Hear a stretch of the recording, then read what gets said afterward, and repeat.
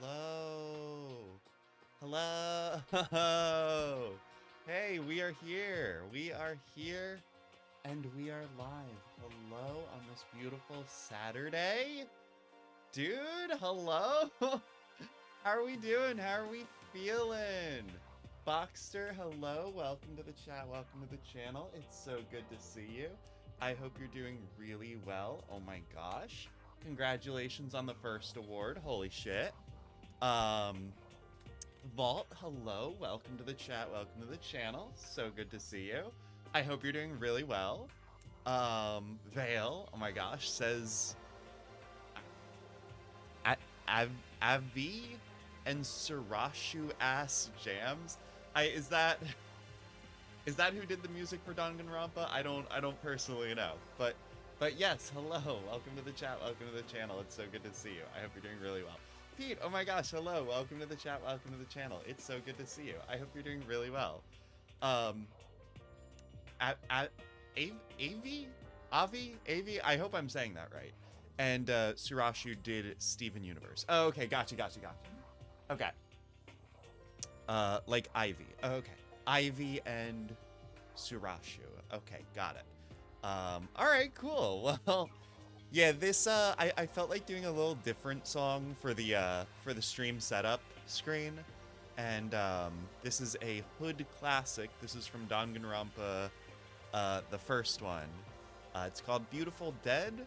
This is the song that plays during most of your downtime activities in Danganronpa, and it has lived rent-free in my head for years. I have listened to this song on repeat, on loop, so many times in my life.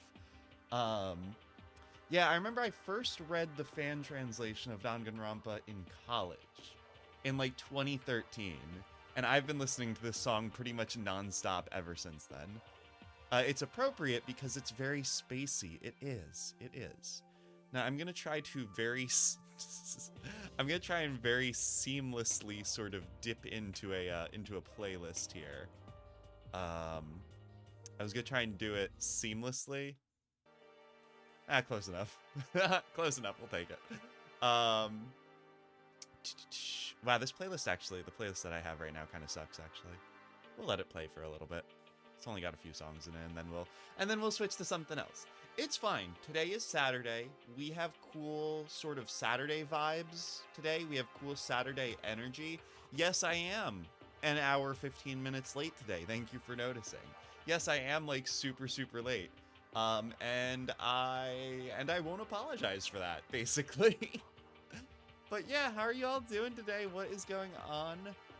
Today we are going to be playing Kerbal Space Program 2. That's the Saturday energy. Exactly. Exactly. This is I'm just embracing, I'm fully embracing the Saturday energy. Hey, I'm sitting a little further from my microphone than usual, right? So if my voice is too quiet, let me know, and I'll bump up the gain a little bit, or I'll bring it in a little closer or something. So if you can't hear me clearly, please let me know. Please let me know, because I don't know. I can only look at the levels. That's all I have to go off of. It's a 10 a.m. start time, even sustainable. I barely want to be awake by then. Okay, so I don't think I've ever hit the 10 a.m. start time. I don't think I've ever once in my life hit the 10 a.m. start time. But that's because I have excuses. That's because I have excuses, okay? Every time there is always something that slows me down. I mean, at this point, I kind of have a lot. It kind of takes a lot to set up a stream, if I'm not gonna lie. You know, it takes me time to do my makeup. It takes time to set up my 2 green screens and my scaffolding and my tape and shit, my lights.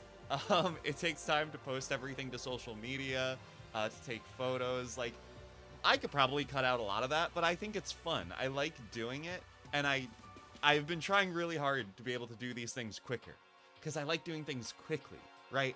I try to make the most out of my time. I try to make the most out of my days. So I guess maybe what I'm saying is the 10 a.m. start time is like aspirational, right? Like it's aspirational. I want to get there. Now, another aspect to this, right, is I've been talking about this on the channel a lot lately.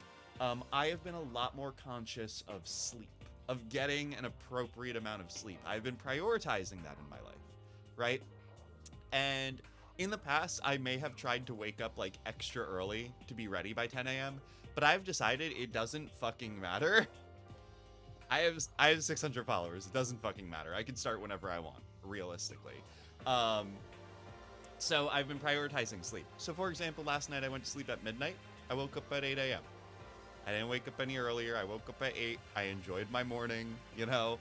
I made some coffee. Oh shit, that's right. We got coffee today. We got coffee in the Willow mug. We have a bottle that has a picture of Willow on it. I love it so much. That's Saturday energy, baby. That's right. We are fully embracing Saturday energy today. This is good fucking coffee.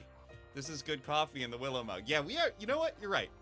We are full on Saturday energy right now. Let's see. Boxer says voice sounds all right to me, at least at the moment.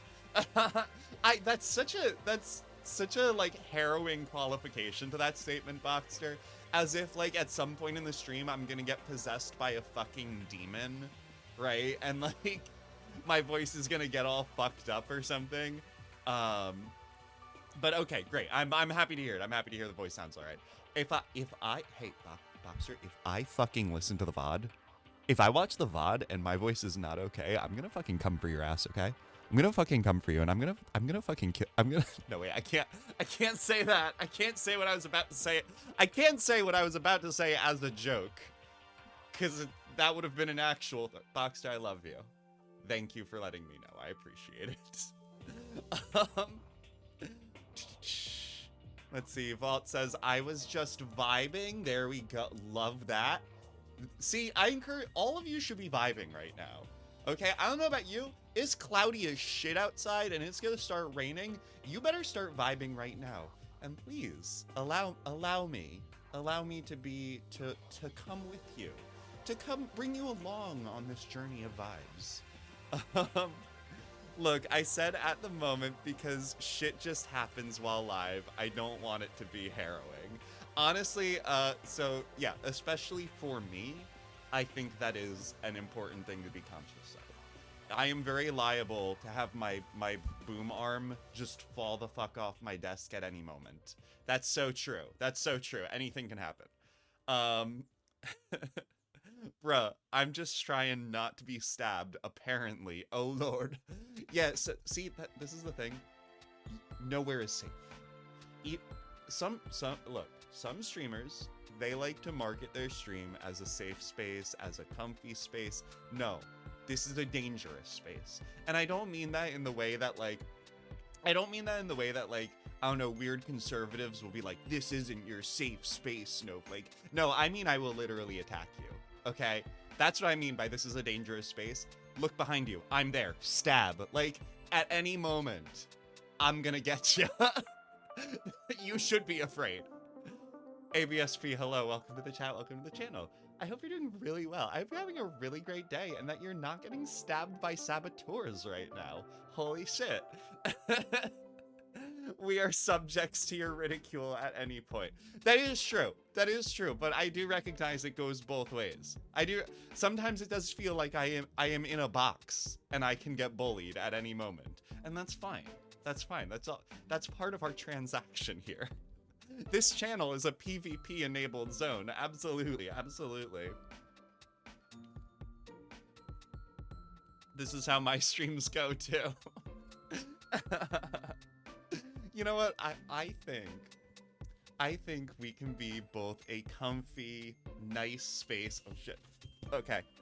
I think we can be both a comfy, nice space and also keep you on your toes. I think we can do both. I think we can accomplish both around here. But yeah, so what was I talking about? Sleep is important. I've been prioritizing my sleep and I have been it has been really huge for me. It's been really huge. Sleep, I'm realizing sleep is kind of big. Will Abby roll away midstream? Bitch, maybe. Bitch, I might. It's possible. We'll see. We'll see. I might, at some point, I might switch to a chair. I realize, okay, so let's talk about this, right? Today, we're going to be playing Kerbal Space Program 2, right? That is a very keyboard and mouse heavy game. And it is very possible that playing on the fucking trackpad keyboard, on a yoga ball, sitting like 3 feet from my computer monitor, it might not be sustainable, and I recognize that. So we might have to reconfigure shit once we get into the game. But, we're just, again, Saturday vibes, right? Saturday vibes, we are chill, we are vibing. So let's talk about what we're doing today, right? Kerbal Space Program 2 just came out. And for those of you who, you know, return viewers, you may remember that back in the day, I used to stream Kerbal Space Program 1. I say that like I did it a lot. I only did like 4 streams before giving up, but we did follow the narrative of my space agency, Blorbo Aeronautics. Blorbo Aeronautics recognized some very early victories in moon exploration. Quite famously, first Kerbal on the moon, Jebediah Kerman, did land on the moon but got stuck in orbit. A valiant rescue mission was orchestrated by Valentina Kerman, where they were... Oh, no, I'm sorry. We redirected a satellite. That's what we did. We had a satellite with some fuel left in it, and we literally just rammed the satellite into Jeb's craft and deorbited him back into Earth. It was like some shit out of The Martian. It was great. It was great. It was good fun. However, these early wins at Blorbo Aeronautics were short-lived.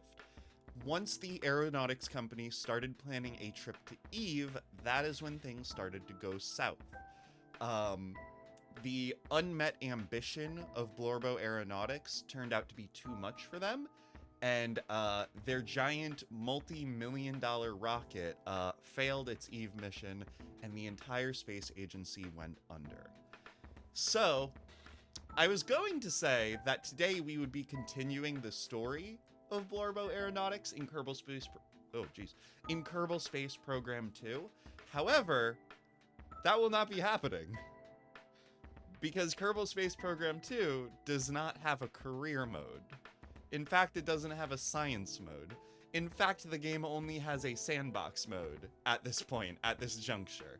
So let's get a little meta-contextual about this. Let's talk about that a little bit. So Kerbal Space Program 2 released yesterday, right? And it has been available in an early access form to a few content creators for a while. And the subreddit's having a little bit of a meltdown. The subreddit is having a little bit of a crisis. Because right now, the impression that I get is that the game is not very good. Willow would like to come in. Let me go back.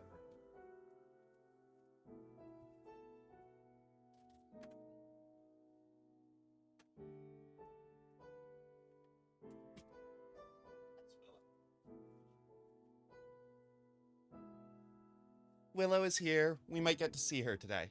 She might stop by. She is meowing at me. Wait, you wasted your money on an unfinished game? Hey, we all waste money on unfinished games all the time. Do you play Fortnite? Unfinished game. Do you play Destiny? Unfinished game. Do you play any MMO? Unfinished game. Early access games have been a thing for years. Some of them are outstanding. Stardew Valley? Unfinished game. Great game. Outstanding game. Space Engineers? Unfinished game. Outstanding. Really good game. So, like, I don't necessarily begrudge a game for being unfinished. Roll the dice on early access. Sometimes you win, sometimes you lose. Yes, that is so true. Ilos? Triple O? Hello, welcome to the chat, welcome to the channel. So good to see you. Yes, that's exactly right. With early access, you are making a gamble, right? You never know for sure if an early access game is going to be good. You know, Slime Rancher was early access. That was a great game. You never know if it'll be bad or if it'll just never be finished, you know? I think the backing you put behind an early access game depends on how much you believe in the project and how much you believe in the development studio. Willow, do you want me to open the blinds? Willow wants me to open the blinds.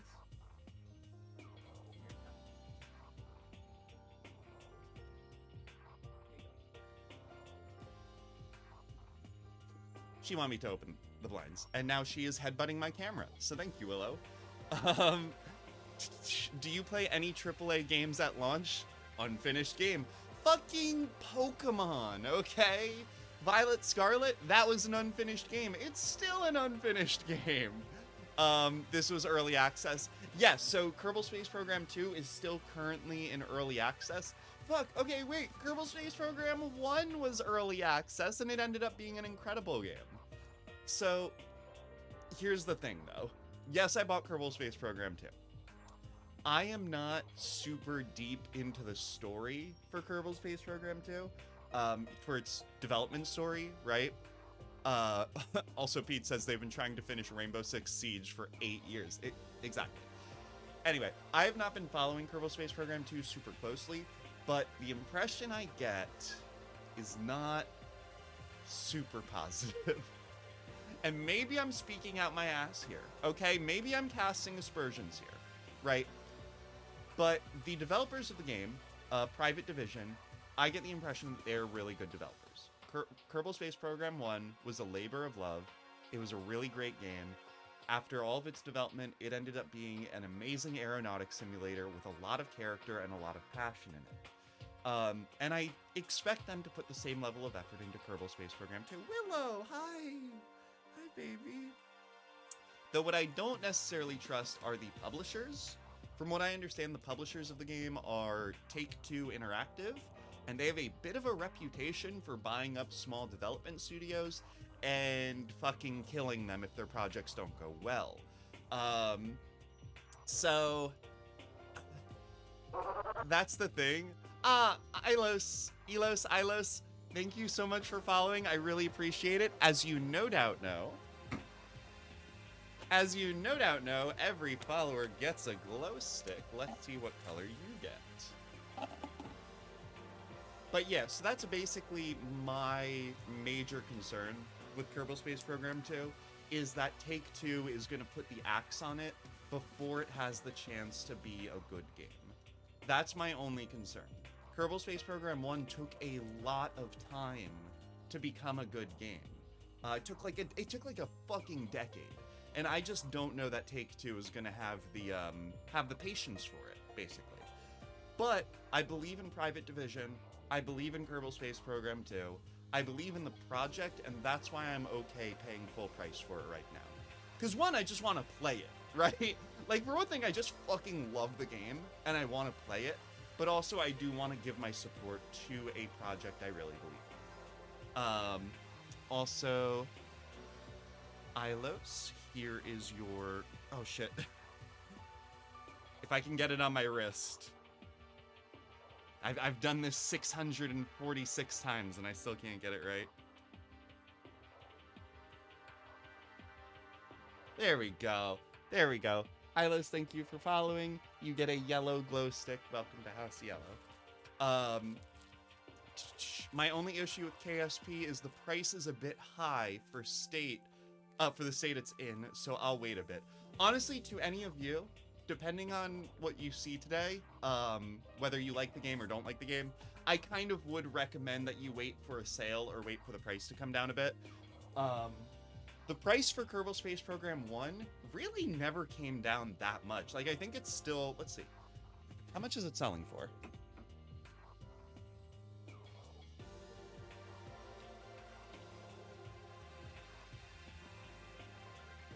Let's see, the first game is still selling for... no, it's just 20 bucks. So yeah, the first one's still selling for 20 bucks, and it doesn't really go on that big of a sale. KSP1 was free a few weeks ago. Oh shit! Wait, for real? Okay, well hey, if you didn't get KSP1 for free while it was free, that's on you. Actually, kind of, I think right now, to any of you, I would recommend just playing the first Kerbal Space Program, because it seems like in its current state, Kerbal 1 is better than Kerbal 2. Vault says, I don't use Epic. That's fair. That's fair. Let's see. Vault also says, I did have Victoria 3 game.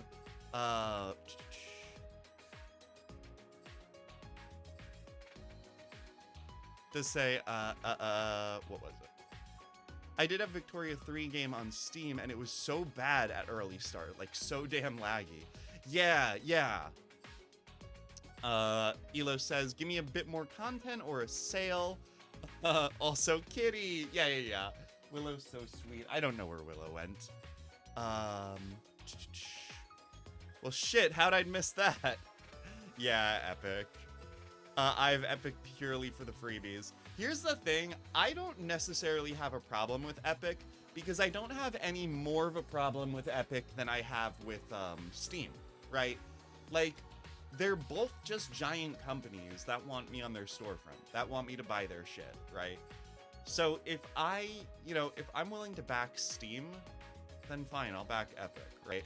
I have personally not spent a single dollar on the Epic store, but yeah, I do have an account because I want all their free games, which I keep forgetting about. They used to send push notifications to my computer whenever there was a free game, but now they don't do that. I don't know if it's a setting I have to turn on, but I keep forgetting about the free games. But at this point, my Epic library is actually pretty solid. Like, I have a pretty good collection of Epic games.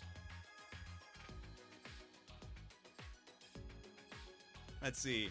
I just hope the tutorial isn't a massive wall of text. That's the reason I haven't gone past the tutorial. I fully plan on just skipping the fucking tutorial for Kerbal Space Program 2. I've put 300 hours into the first game. I think I know what I'm doing. Let's see, Vault says, I was on Victoria 3 Reddit and some of it was anger at the game's realism. I am not familiar with Victoria 3, but it sounds cool. And if it's early access, hopefully it becomes good at some point. Alright, so why don't we go ahead, let's get into this video game. Is that okay? What are we at? We're 30 minutes in? We've been streaming for 30 minutes and we haven't started a video game? Okay, perfect. I think now we can start. I think now is a good time to start. Okay, we'll keep, for right now, let's actually cut our music. And we'll see if the game has any in-game music. And if it doesn't have in-game music, then we'll put our own music on. But I want to give the game a chance. Also, Willow, do you want to leave? Is that why you're meowing? I don't know what she wants. Okay, you can. She's just causing trouble. All right, let's cut our music.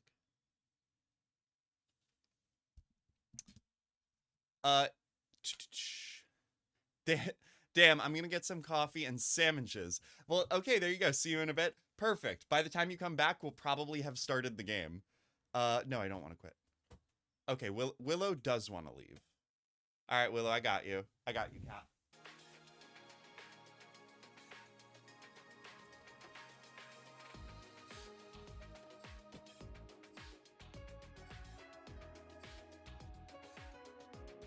Okay. All right, Willow wanted to leave.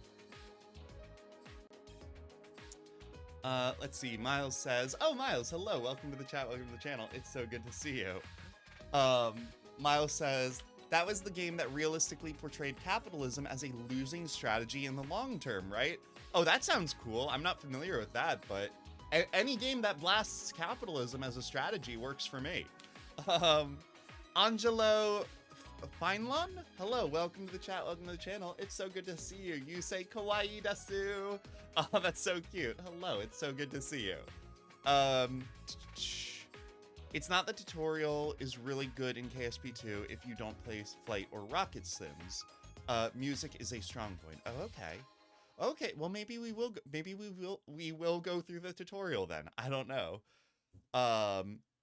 41 euros for a game that was so laggy. Oh, that's so sad. IDK, I got annoyed at how bad it was, so I deleted it and refunded it. Got it. The dynamic music is very good in KSP2. I think once they get some more content in it and the bugs worked out. Ooh, I love dynamic music. I love dynamic music. It is one of my favorite things in video games. Honestly, I did like the music in Kerbal Space Program 1 until I realized that pretty much all of the music was like Kevin MacLeod music. Like, once I realized it was all free stock music, my, like, opinion of it plummeted. Despite the fact that, like, it fits reasonably well, you know what I mean? Um, okay, all right, I'm gonna cut my music for real now. For real now, and for real, we'll get into the game. And I have to actually turn on game audio. Here, we'll pump it up a little bit. Okay, all right. So let's see. Start a new campaign. Difficulty. Ooh. Wait, is there a campaign mode? Oh, okay. Our game mode, as we can see, is locked into sandbox. So campaign mode is not unlocked. All right, I'm gonna need some help coming up with a campaign and an agency name. So if you have any suggestions, let me know. Yeah, we'll leave it on normal. Rocket scientist. Oh, is that like super hard? Okay. Oh, I see. Okay, allow revert, allow quick load. Yeah, we want that. Include stock vessels. Sure, that's fine. Infinite fuel, infinite power. Nope, we don't need that. No crash damage. Nope, we want crash damage. Unbreakable joints. Nope. But you know, those are fun. Those might be fun features to turn on for just testing like ridiculous rockets. Probes require ComNet for control. Yep, we want that. Docking tolerance 150. Yeah, I think we're gonna leave docking tolerance pretty high. Yeah, I think so. Yeah. What, NABA? Oh wait, I kind of like Abby Space Program. ASP. Okay. We could do both of these. How about our agency is called NABA? And then our campaign name is Abby Space Program. Okay, that'll work. And then our flag, ooh. Okay, I kind of like this. And we get to pick the colors too. That's kind of fun. These are, I actually really love these flag designs. These are really cute flag designs. What colors can we change? What do our agency colors do? Oh, you know what? That probably affects colors of like the agency and like the ships we build and stuff. Got it.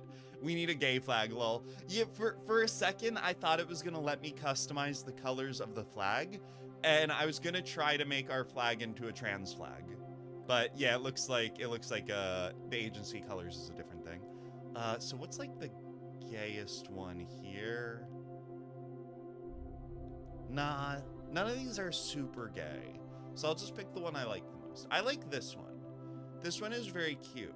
It actually, this flag kind of reminds me of, if you've ever read Carl Sagan's Cosmos, he describes the concept of the cosmic ocean, right? You know, sort of a unexplored, you know, frontier of humanity.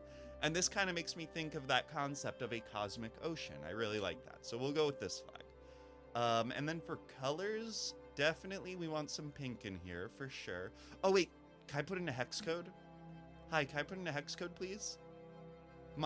As you no doubt know, my color is hex code FF1. Wait, fuck, what is it? FFD1C1? How did I forget my own hex code? FF1D1C? Fuck, I forgot my own hex code. This is so fucked up. I used to remember it by heart. I don't know what's happening right now. All right, we'll go with like a nice like pastel pink. And then maybe just straight up white, pink and white. If we had 3 colors, we'd go pink, white, blue. How embarrassing. This is embarrassing. This is super embarrassing. I don't know what's happening. All right, yeah, we'll do pink and white. All right, let's go. You know what? This game does look a lot nicer. The visuals are very good so far. It's making me realize just how dated the visuals were for Kerbal Space Program 1. And again, I want to be clear, I love Kerbal Space Program, and I really admire the developers. But I am probably going to roast aspects of this game and aspects of the first game. The clipping of the green screen. Look, it's so tough. It is very tough to get all of the green out.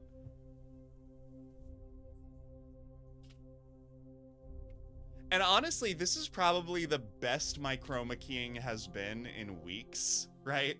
This is probably the best my green screening has been. Ooh, we get a video?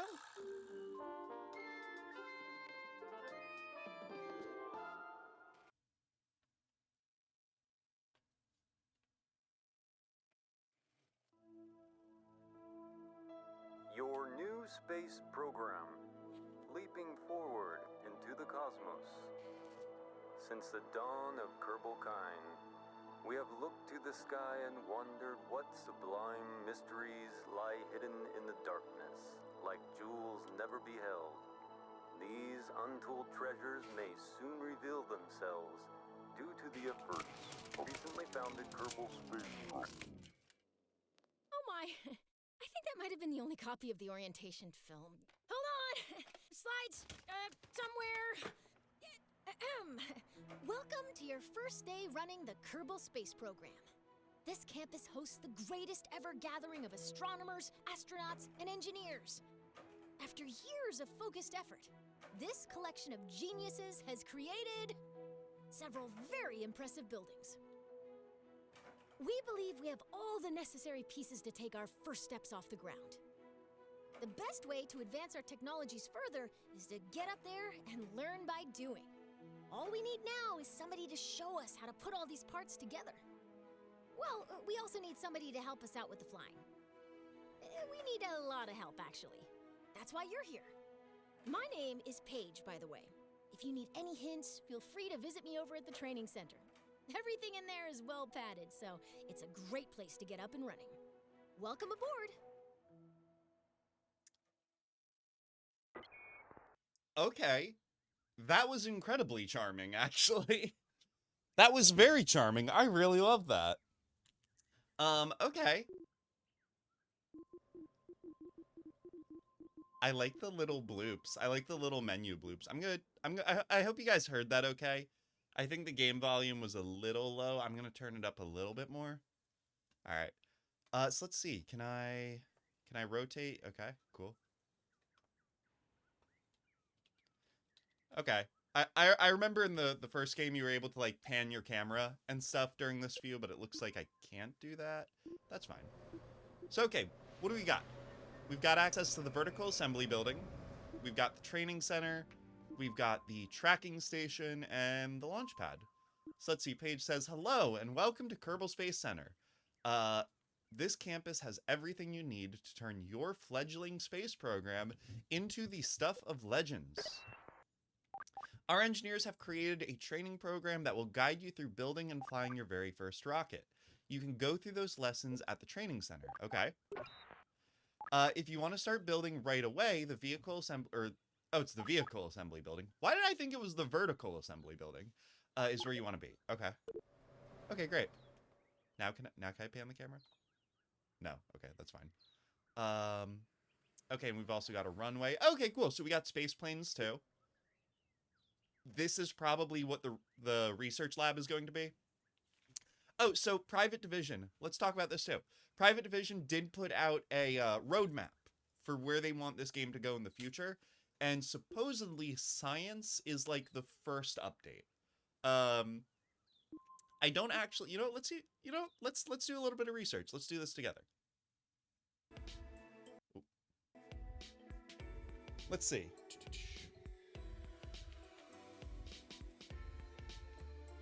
I haven't actually looked at the roadmap myself. So let's take a look together.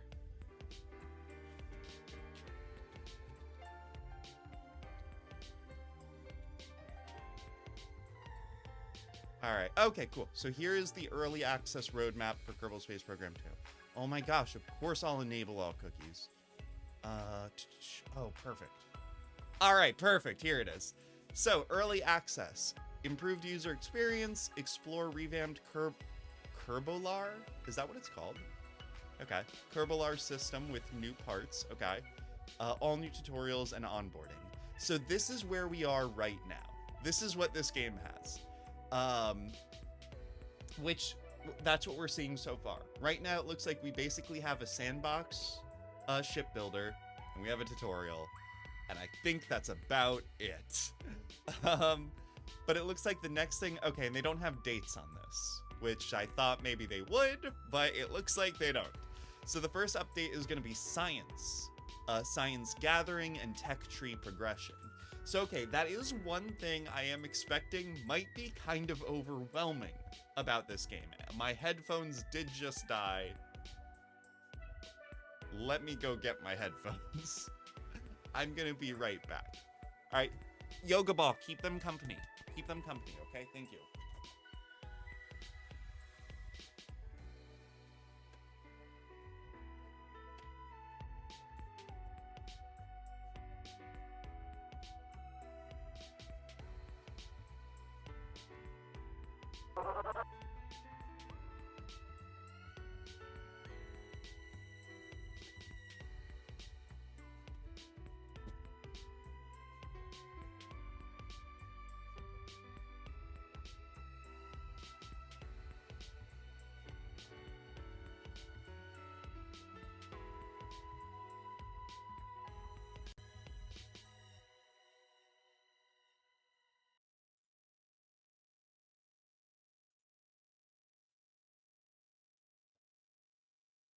Hi.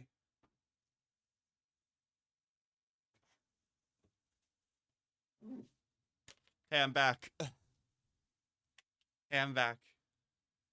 Thank you for keeping them company, Yoga Ball. I really appreciate it. I do not hear any music now.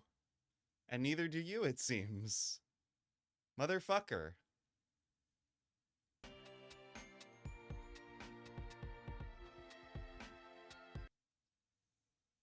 What? Oh, come on.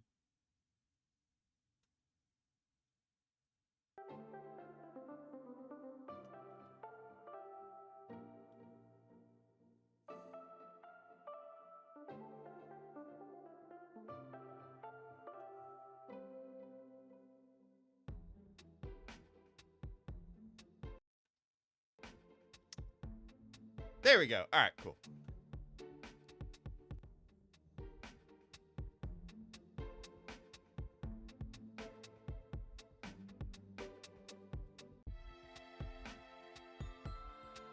All right, great. Okay. So, we were looking at the roadmap for Kerbal Space Program 2. And as we discussed, the next update is going to be science. Now, science is a feature that was available in the first Kerbal Space Program game. And I think, like a lot of people, it was my personal favorite feature. Basically, to me, it was the reason you played the game, right? It was the core progression for the game. Basically, you would go to different celestial bodies throughout the solar system, and you would use your science devices, your science equipment to do science experiments, to do studies, to conduct research, and you would get points that you would invest into furthering your tech tree. And it's a really great gameplay loop because the tech tree limits your available options early in the game, and it allows for a very natural way to learn how to use progressively more complicated parts. Which is why, before my headphone died, I said that this may result in a very overwhelming experience playing this game, because we are just gonna have every... Oh, fuck. I didn't mean to bump my mic.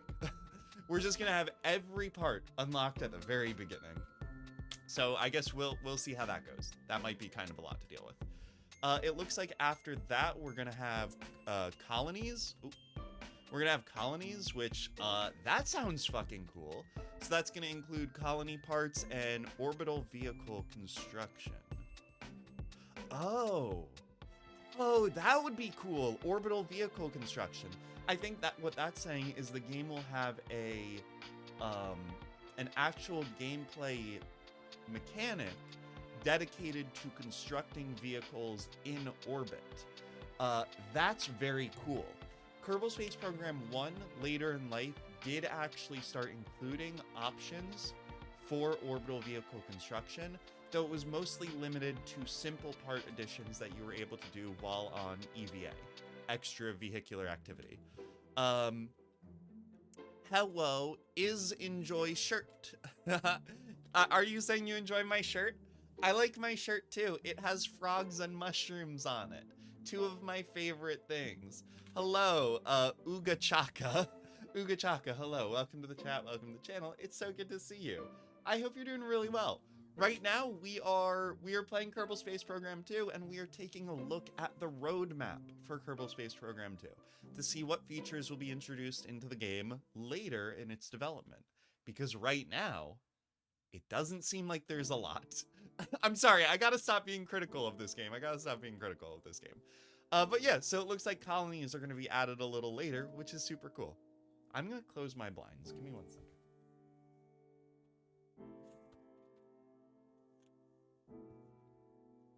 All right, outstanding. So it looks like after colonies, they plan on adding interstellar. So they will be adding a new star system called Deb. It's called Deb. Okay, that's so cute. I love that. And it'll have interstellar scale parts. Okay. All right. So that's what I was wondering about. So if you guys are aware of how space travel works, right? Going to other planets is very hard. Going to other planets requires very heavy equipment, and going to other stars, to me, seems fucking impossible. So it looks like to help us in that, the game will include interstellar scale parts. So I assume that is going to be near future or distant future science that is going to help us get between different stars. Probably stuff like high-powered ion engines, nuclear power, maybe even some sort of like, you know, sci-fi type stuff. I think that could be really cool. Is early access not a prob? So I agree. We were kind of talking about this earlier in stream. Whenever you buy an early access game, you are definitely taking a chance. It is a bit of a gamble, but I believe in Kerbal Space Program. I believe in Private Division. So to me, I am happy to buy this game at launch. So it looks like next up they'll be adding exploration, which, whoa, is okay. It's gonna add a third star system. That's really cool. And it's gonna add resource gathering. To me, I feel like the first Kerbal Space Program game was not fully realized in scope until resource gathering was added. I think resource gathering is what really elevates the game beyond a normal aeronautics simulator. When you are able to actually extract and refine resources on other planets, and you're able to make your own fuel, stuff like this game may even feature more manufacturing mechanics, right? I would love to see the ability to manufacture your own ship parts on other planets. I would love to see the ability to build like structures on other planets. I think that would be incredible. And then it looks like after that, they will be introducing multiplayer, which will include more launch locations and the ability to explore with friends. I have no fucking clue. I have no fucking clue how multiplayer is going to work in a game like this. As you know, space travel takes a lot of time. Even getting to the moon takes a number of days. Getting to another planet takes a number of months, which is why the game, very conveniently, has a time warp option. The ability to warp time by a factor of thousands, tens of thousands, hundreds of thousands. I have no idea how that works when you have, 2, 3, 4 people in the mix. From what I understand, the first Kerbal Space Program did have a multiplayer mod that I guess it worked somehow. I guess it fucking worked somehow, right? Let's see. Elo says, that's all planned. Yeah, so this is all planned right now. None of this is in the game. Which actually, now that I'm looking at the roadmap, this sounds pretty dope, actually. If they can deliver on all of these features, this actually, I think colonies and interstellar travel, science and exploration, those already exist in Kerbal Space Program 1. None of that is new. But colonies and interstellar travel, I think those have the potential to really elevate this beyond the first game. I think that has the ability to expand the game out in some really incredible ways. Honestly, just looking at this roadmap, it does make me a lot more hopeful for this game. Usually I fucking hate roadmaps, right? Especially when it comes to bullshit AAA live service games. Roadmaps to me feel like, I don't know, like fake promises, right? I feel like it's all too common especially for AAA live service games, to promise the world at launch. And then once you buy the game, fuck it. You know, they don't actually have to deliver it on it, or they can just deliver on it in sort of a half-assed way. You know what I mean? So, as a general principle, I don't like roadmaps. But again, I do believe in private division. I really hope that this game can reach the vision that they want it to reach, because I think there's a lot going on here. People will troll so hard just to appear at light speeds and just blindside you. I mean, the thing is, I would not want to play multiplayer Kerbal Space Program with random people. I would only want to play it with like friends that I know and trust. But now the idea of like Kerbal Space Program PvP is really funny to me. That would be awesome. The Project Zomboid game I am playing is having a roadmap on adding NPCs. Yeah, see, so there you go. Like, I feel like that's kind of a toss-up between, like, are NPCs actually ever gonna get added? Or are they not? Like, you know, roadmaps are great promises. They're great stories to sell potential buyers.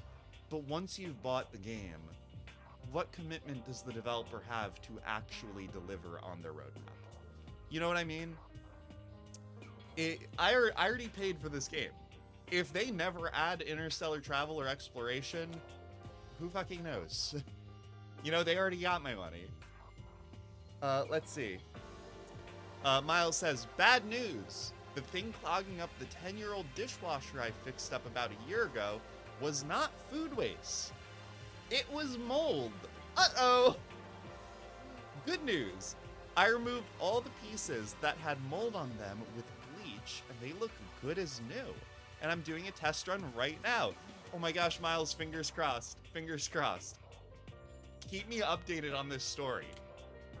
I'm more invested in your dishwasher now than I am in this entire roadmap. I want to know if your dishwasher works out.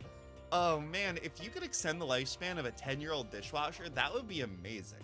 That would be awesome. You might like Railroads Online if you like sim games. It's another early access game. So here's the thing. I fucking love sim games. I love simulation games. I love Roller Coaster Tycoon. I love City Skylines. I love Kerbal Space Program. I love fucking, I don't know. Simulation games are so fun. They take so long to play. Like, the thing is, any good simulation game, I want to just sink hundreds of hours into. And I just do not have the time for that. Like, that's the problem. I wish, okay, you know the hyperbolic time chamber from Dragon Ball Z? In the hyperbolic time chamber, time passes slower outside the chamber than it does inside the chamber, right? I want one of those just so I could play simulation games. You know what I mean? Like, I want to get into a hyperbolic time chamber, play Kerbal Space Program for a week, and then leave. You know? Like, it's fucked up. The only sim game I hate is Train Sim, because it has cash grabs. Oh yeah, Train Simulator. Doesn't that game have, like, a bajillion DLCs for, like, different trains and shit?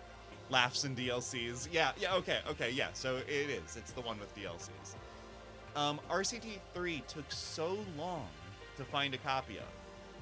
And you know what the shame is? Roller Coaster Tycoon 3, I don't think it's very good.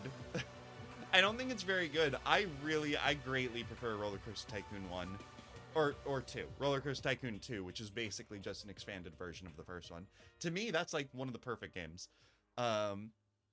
Okay, the thing with Train Sim and DLCs is you don't have to buy all of it. You pick like 2 to 3 and learn them. Yeah, so there's like a meme about that. Like, if you bought all of the Train Sim DLC,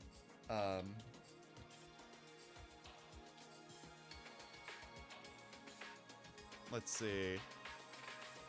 Yeah, okay, total price of Train Simulator DLC. Oh boy. Okay. Okay, this is actually really funny. Okay, this is really funny. This is a graph that shows the total price of Train Simulator DLC over time. So the game was released in it looks like 2009-ish, right? And then over time, you know, they add a little bit of DLC, you know, by mid-2010, all of the DLC costs the same as a super venti flat white coffee served at Starbucks, right? Actually, I don't know how that's equivalent. It says it's $150. Maybe if you bought one like every day, right? By like mid-2012, right? It's like $500, right?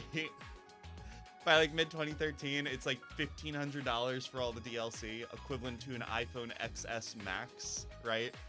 And then it looks like current day, 2020, it is $9,086 to buy all of the DLC for the video game Train Simulator, which is more than buying a new hatchback. I don't know, a car for about $9,000 bucks. Probably not a great car, right? Probably getting a certified pre-owned, but yeah, that's probably about right.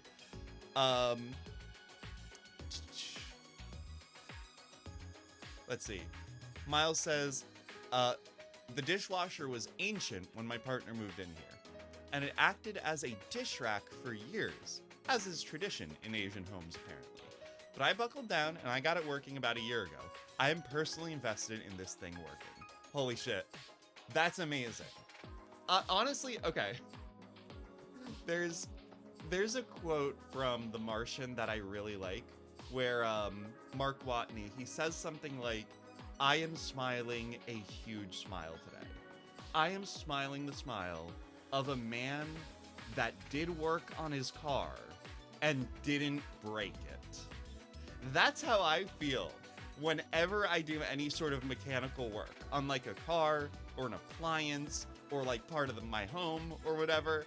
Like every time I do work, I assume I'm gonna catastrophically break something. And the feeling when you do like mechanical work and you don't break something, oh, it's outstanding. Oh, it's amazing. Let's see. Elos clarifies that they were talking about DCS, not DLC. DCS is Digital Combat Sim. It is a combat flight sim. Okay, got it. Like, I have 3 modules for DCS, the F5, A10, and F16. But they're so complicated, you'll spend years learning them. Oh my god. Okay, I see. Same with Train Sim. You pick like 2 to 3 engines, and you learn them. Right, so this chart is very funny. I think it's a very funny chart, but obviously you do not need to buy all $9,000 of DLC to enjoy the game. You know, you only need some of it. Bad news, 2020 is not current day. I get it, but this gives us a good enough idea, I feel like. You know, I get that it's not current day, but this post was made 3 years ago, so whatever. You get the idea. It's a lot of DLC. It is an incredible feeling. Makes me feel close to my grandpa, who was a mechanic and operated a little tractor supply shop for like 40 years. Oh, that's so sweet. That's really sweet. I love that. All right, so anyway, this is the roadmap. This is the roadmap for Kerbal Space Program 2. These are the things that are not in the game right now, but they may add at a later date. So, with that in mind, let's go ahead and let's get back into the game. And let's, you guys know how we do on this channel. We like diversions, right? We like getting distracted. So let's go ahead and get back into the actual video game, though. And you know what? I think we are going to start with training. Because it sounds like this game has a pretty good tutorial, and I'm a dumbass. I'm not very smart, and maybe not all of you are rocket scientists, so maybe we can all use a little bit of training. Hi Abby, how are you? Oh my gosh, Muse, hello.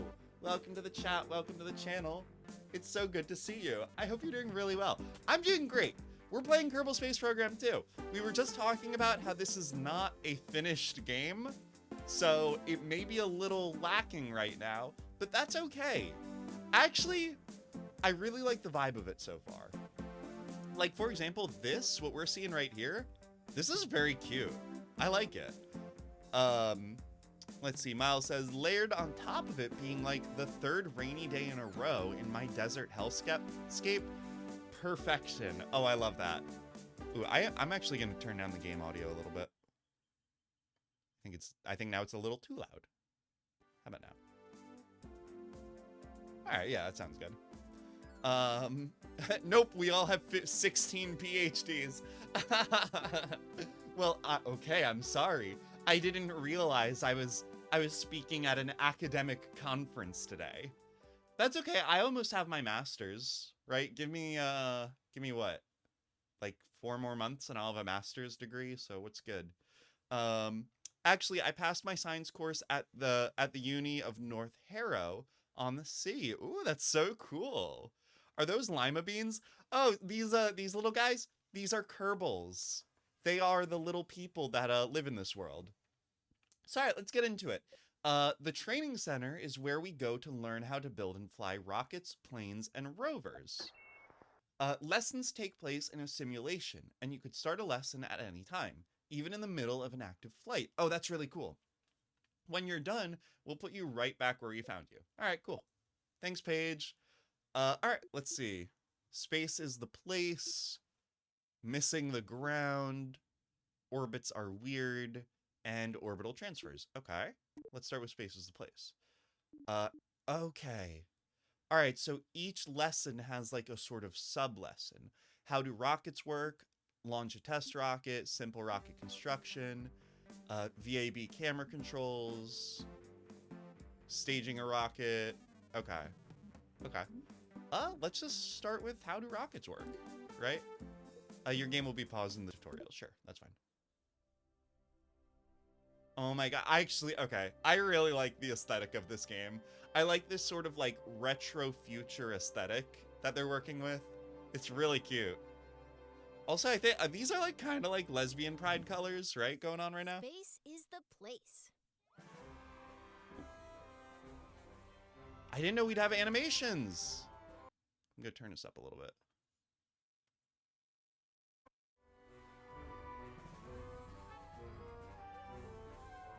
So you want to get to space. Have you tried rockets? Rockets use fuel and engines to create thrust, which propels them forward. When a fuel tank is empty, it is dropped to stay as lightweight as possible, allowing the rocket to go even faster. These tanks, as well as other expendable parts of a rocket, are called stages. Different stages do different things. Often the first stage is very powerful, with just enough fuel to get the vehicle through the atmosphere. Yep. The second stage usually has a low-thrust engine that, while not as powerful, is more fuel efficient. Yep. After dropping the heavier first stage and leaving the atmosphere, the second stage engine pushes the much lighter second stage to orbital speed.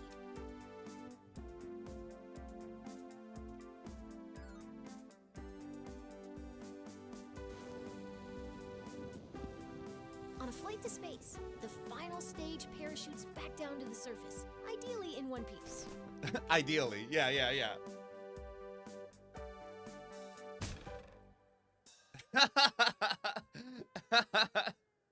Oh, that's cute. Oh, that's so cute.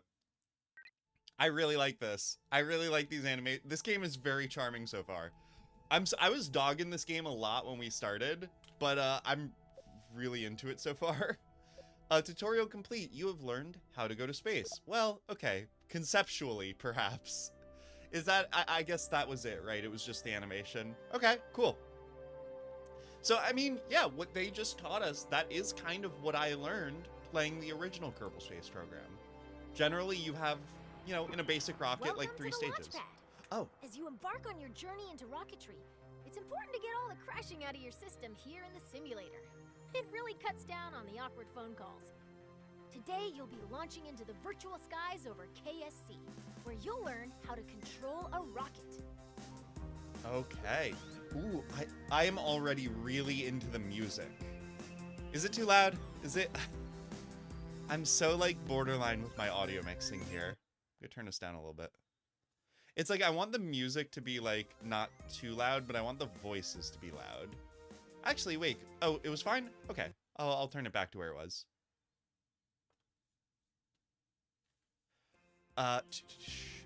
Ye old rocket equation. Yes, the tyrannical fuel property, they call it. For every ounce of fuel you want to bring into space, you need like 1/7 that amount on the launch pad or whatever. And it's, you know, that all tracks exponentially. I want to go to space via swing. Yeah.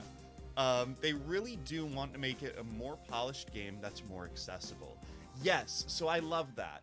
The first game, I feel like, was already fairly accessible, but you kind of needed a wiki, and, you know, you needed a few Scott Manley videos, and, you know, you maybe needed to read up on astrophysics a little bit, but it was still mostly accessible.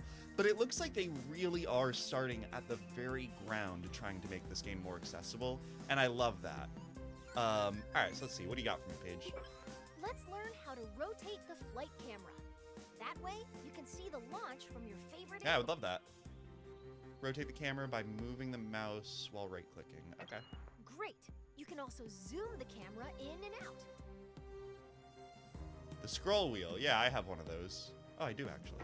Nice. Okay, cool. Go ahead and pick your favorite view for this launch. Okay. So let's see. We also, one of the things they advertised a lot with this game is the new and improved UI, right? And I'm taking a look here. How do we feel about this UI? Zoom out? Yeah, let's see. How far can we zoom out? Ooh, we can zoom out quite a bit. All right. Get a nice view of the Space Center. I love the Space Center. The Space Center looks so cool. And apparently, from what I understand, it's not uncommon for launch pads to be flanked by bodies of water.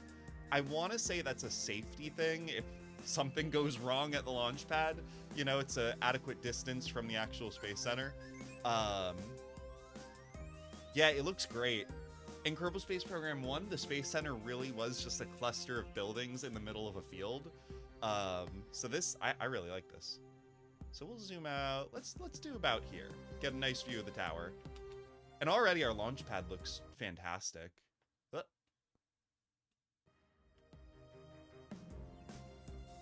right, cool. I think this is a good angle. Your rocket is ready for launch. Every good launch starts with a big green button and lots of fire. Yeah. Most bad launches do too, actually. That's actually really funny. Yeah, let's see. Can I pump up the voices a little bit?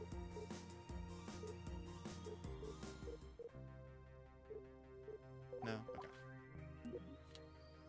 Alright, again, as always, let me know if the audio mixing isn't great. If I need to raise the game volume or lower the game volume, let me know and I'll change it. Alright, let's go. Let's launch this bad boy. Nothing's happening. Paige, nothing's happening. Hey, Paige, I pushed the button and nothing's... Hey, Paige, I pushed the button and nothing happened. My rocket's not... I guess, okay, do I have to activate the stage with space? Let's try that. Okay, there we go. Looking good. Ascend to 1,000 meters, and then we'll learn some controls. Okay. And as we can see, our altimeter is right here. We're at 700 meters, 800 meters, etc. All right, that's 1,000. You're a kilometer up. You can still crash, but you'll have more time to correct your course if you start pointing at the ground. Let's learn some rocket controls. All right, let's learn some rocket controls. When flying a rocket or a plane, we have specific terms for moving. Pitch tilts your rocket's nose up and down. Okay.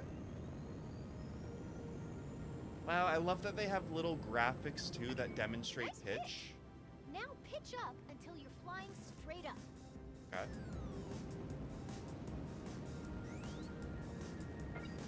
Let's move on. Yaw steers your rocket left and right. Try it now.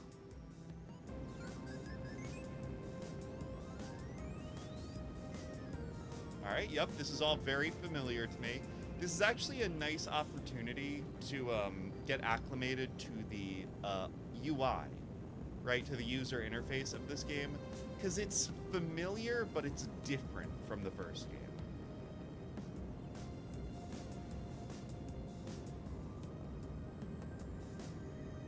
Yeah, dropping spent space. Now, yaw to the left to straighten up.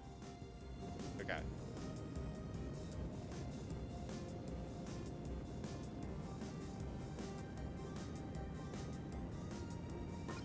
Excellent. Now for the final control.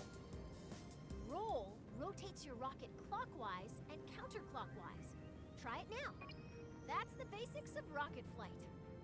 Feel free to experiment with the controls. All right. We can move on when you're ready.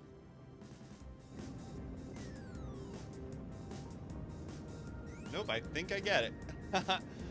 You know what? They really are. They really are trying to make this very accessible, and I love that. All right, tutorial complete. You have learned how to move the camera in flight, how to launch a rocket, how to pitch, yaw, and roll. I sure did. I sure did. All right, we did it. We did the tutorial without crashing a rocket. This is going very well so far.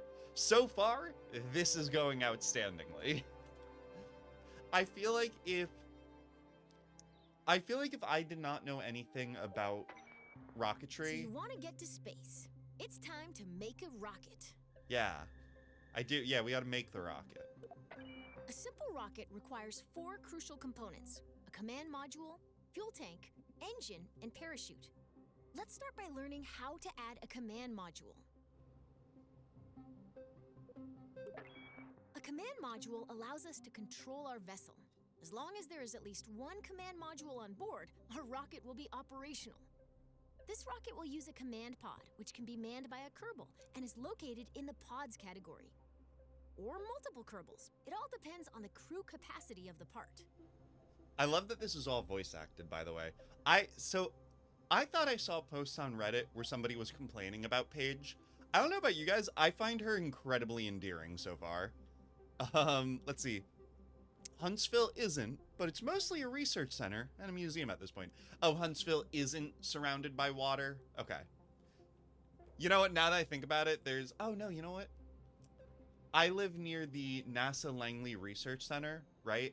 But the research center itself is not surrounded by water, but our nearby launch site, which is Wallops Island, it is. It's on a little island surrounded by water. So... I don't know. Maybe some of them are surrounded by water, but I don't know. Definitely not Navi. I mean, Navi only had like one voice line, and I think that's why she got grading. For this lesson, we're going to make a small rocket. Yeah. So we need a small command pod. Yeah. Let's add this one. Okay. Mark 1 tin can. All right. So far, I do like the user interface. I'm going to be real with you guys. My eyes being the way that they are, right? And the distance I'm sitting from my screen at, I actually can't read the small text. So I'm just not going to. It's mostly the flavor text. I can't read the flavor text. So I'm just not gonna read it. Everything else so far I've been able to read though, so I think it's okay. Great! It doesn't look like much, but it's a promising start. The next thing our rocket needs is a fuel tank. Yeah. Fuel, or propellant, is an expendable resource used to power our vessels. Without fuel, we won't be going anywhere, let alone space. Let's look at the small fuel tanks. Okay. How about that one? Rocketry Weekly calls it good enough. How exciting. Oh, cute. Mish, oh my gosh, hello, welcome to the chat, welcome to the channel. It's so good to see you. We are becoming rocket scientists today. We're building a rocket. Notice the part is once again attached to your cursor. If you place your cursor near the bottom of your command pod, you'll see it snap into place. Then left-click to attach it. Now that's beginning to look like a rocket. Oh, I like the little Almost. details. We need an engine. We need an engine. Here at the KSP, we have 4 different types of engines. Launcher, sustainer, orbital, and deep space engines. Oh, cool. Okay, so they actually categorize the engines. Yeah, sustainer, sustainer, I hardly know her. Orbital, where's launch? I want to see a launch rocket. Orbital, aerospike. Yeah, so, okay, this is actually really cool. I like that they define the engines as being a launcher, a sustainer, an orbital, and a deep space engine. Because in the first Kerbal Space Program, each engine basically filled one of those 4 roles, but the game didn't actually have terminology for it. And it kind of was up to you to judge which engine fit which role, but now they actually specify the design intent in the way that they categorize each engine. I think that's really cool. I also like that they have icons that show what radial size each part is. So we have extra small, small, medium, and large. Holy shit, in the first Kerbal Space Program, again, parts were defined by their radial size, but the game was not very clear about what it was. They would give you the dimensions, and you just had to know, like, whatever, 4 meters is the medium size or whatever. But now they have a tag for it, and I think that's really helpful. Let's see. Okay, Miles says, she sounds like she's doing the voiceover for the new corporate training video, which is appropriate for the context. Yes. Yeah, she does kind of sound like, yeah, she's doing a corporate training video. Exactly. Let's see. Sixis Tresh? I don't know how to pronounce that. I'll call you Tresh. Tresh, hello. Tresh, hello. Welcome to the chat. Welcome to the channel. It's so good to see you. I hope you're doing really well. As you no doubt know, every follower gets a glow stick, and your glow stick happens to be blue. Look at that. You got a blue glow stick. I love that for you. I love that for you. Where are my glow stick connectors? All right. Where'd you guys put my glow stick connectors? Where'd they go? Oh, shit. I don't know where my glow stick connectors went. Oh, they're in here. I just spilled glow sticks everywhere.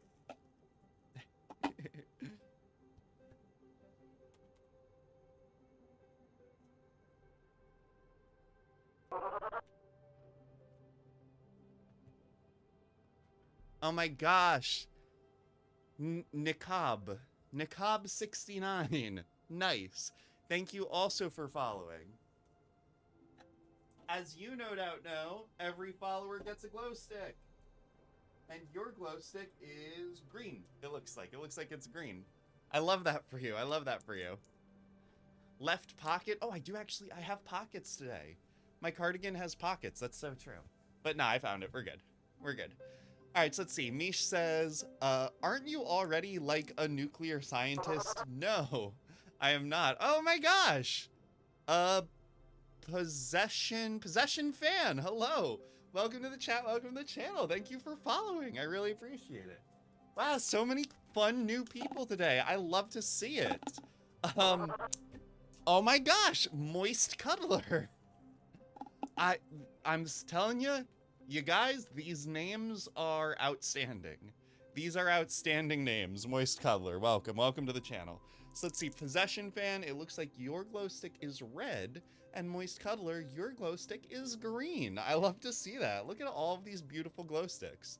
The minute you mention glow sticks, look, everybody loves a glow stick. And that is my promise to you. Every single follower does indeed get a glow stick. That is my eternal promise to this channel. But anyway, welcome, hello. As you can see, we are playing Kerbal Space Program 2. This game just released yesterday, and, you know, there's a little bit of discourse around whether or not the game is releasing in a acceptable state, right? But so far, I'm really enjoying it. I'm really enjoying this game. I think the tutorial has a lot of character. We're playing through the tutorial right now. I was a big fan of the first Kerbal Space Program game. I played it quite a bit.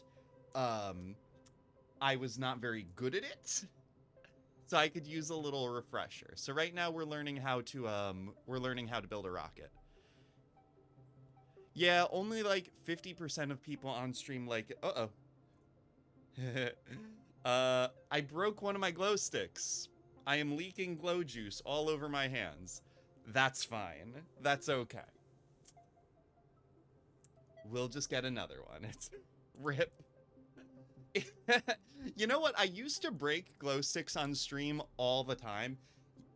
Yeah, you know, if I turn all of my lights off, my hands are probably glowing right now. It's fine. It's non-toxic. It's okay. I won't lick my fingers is what we'll do.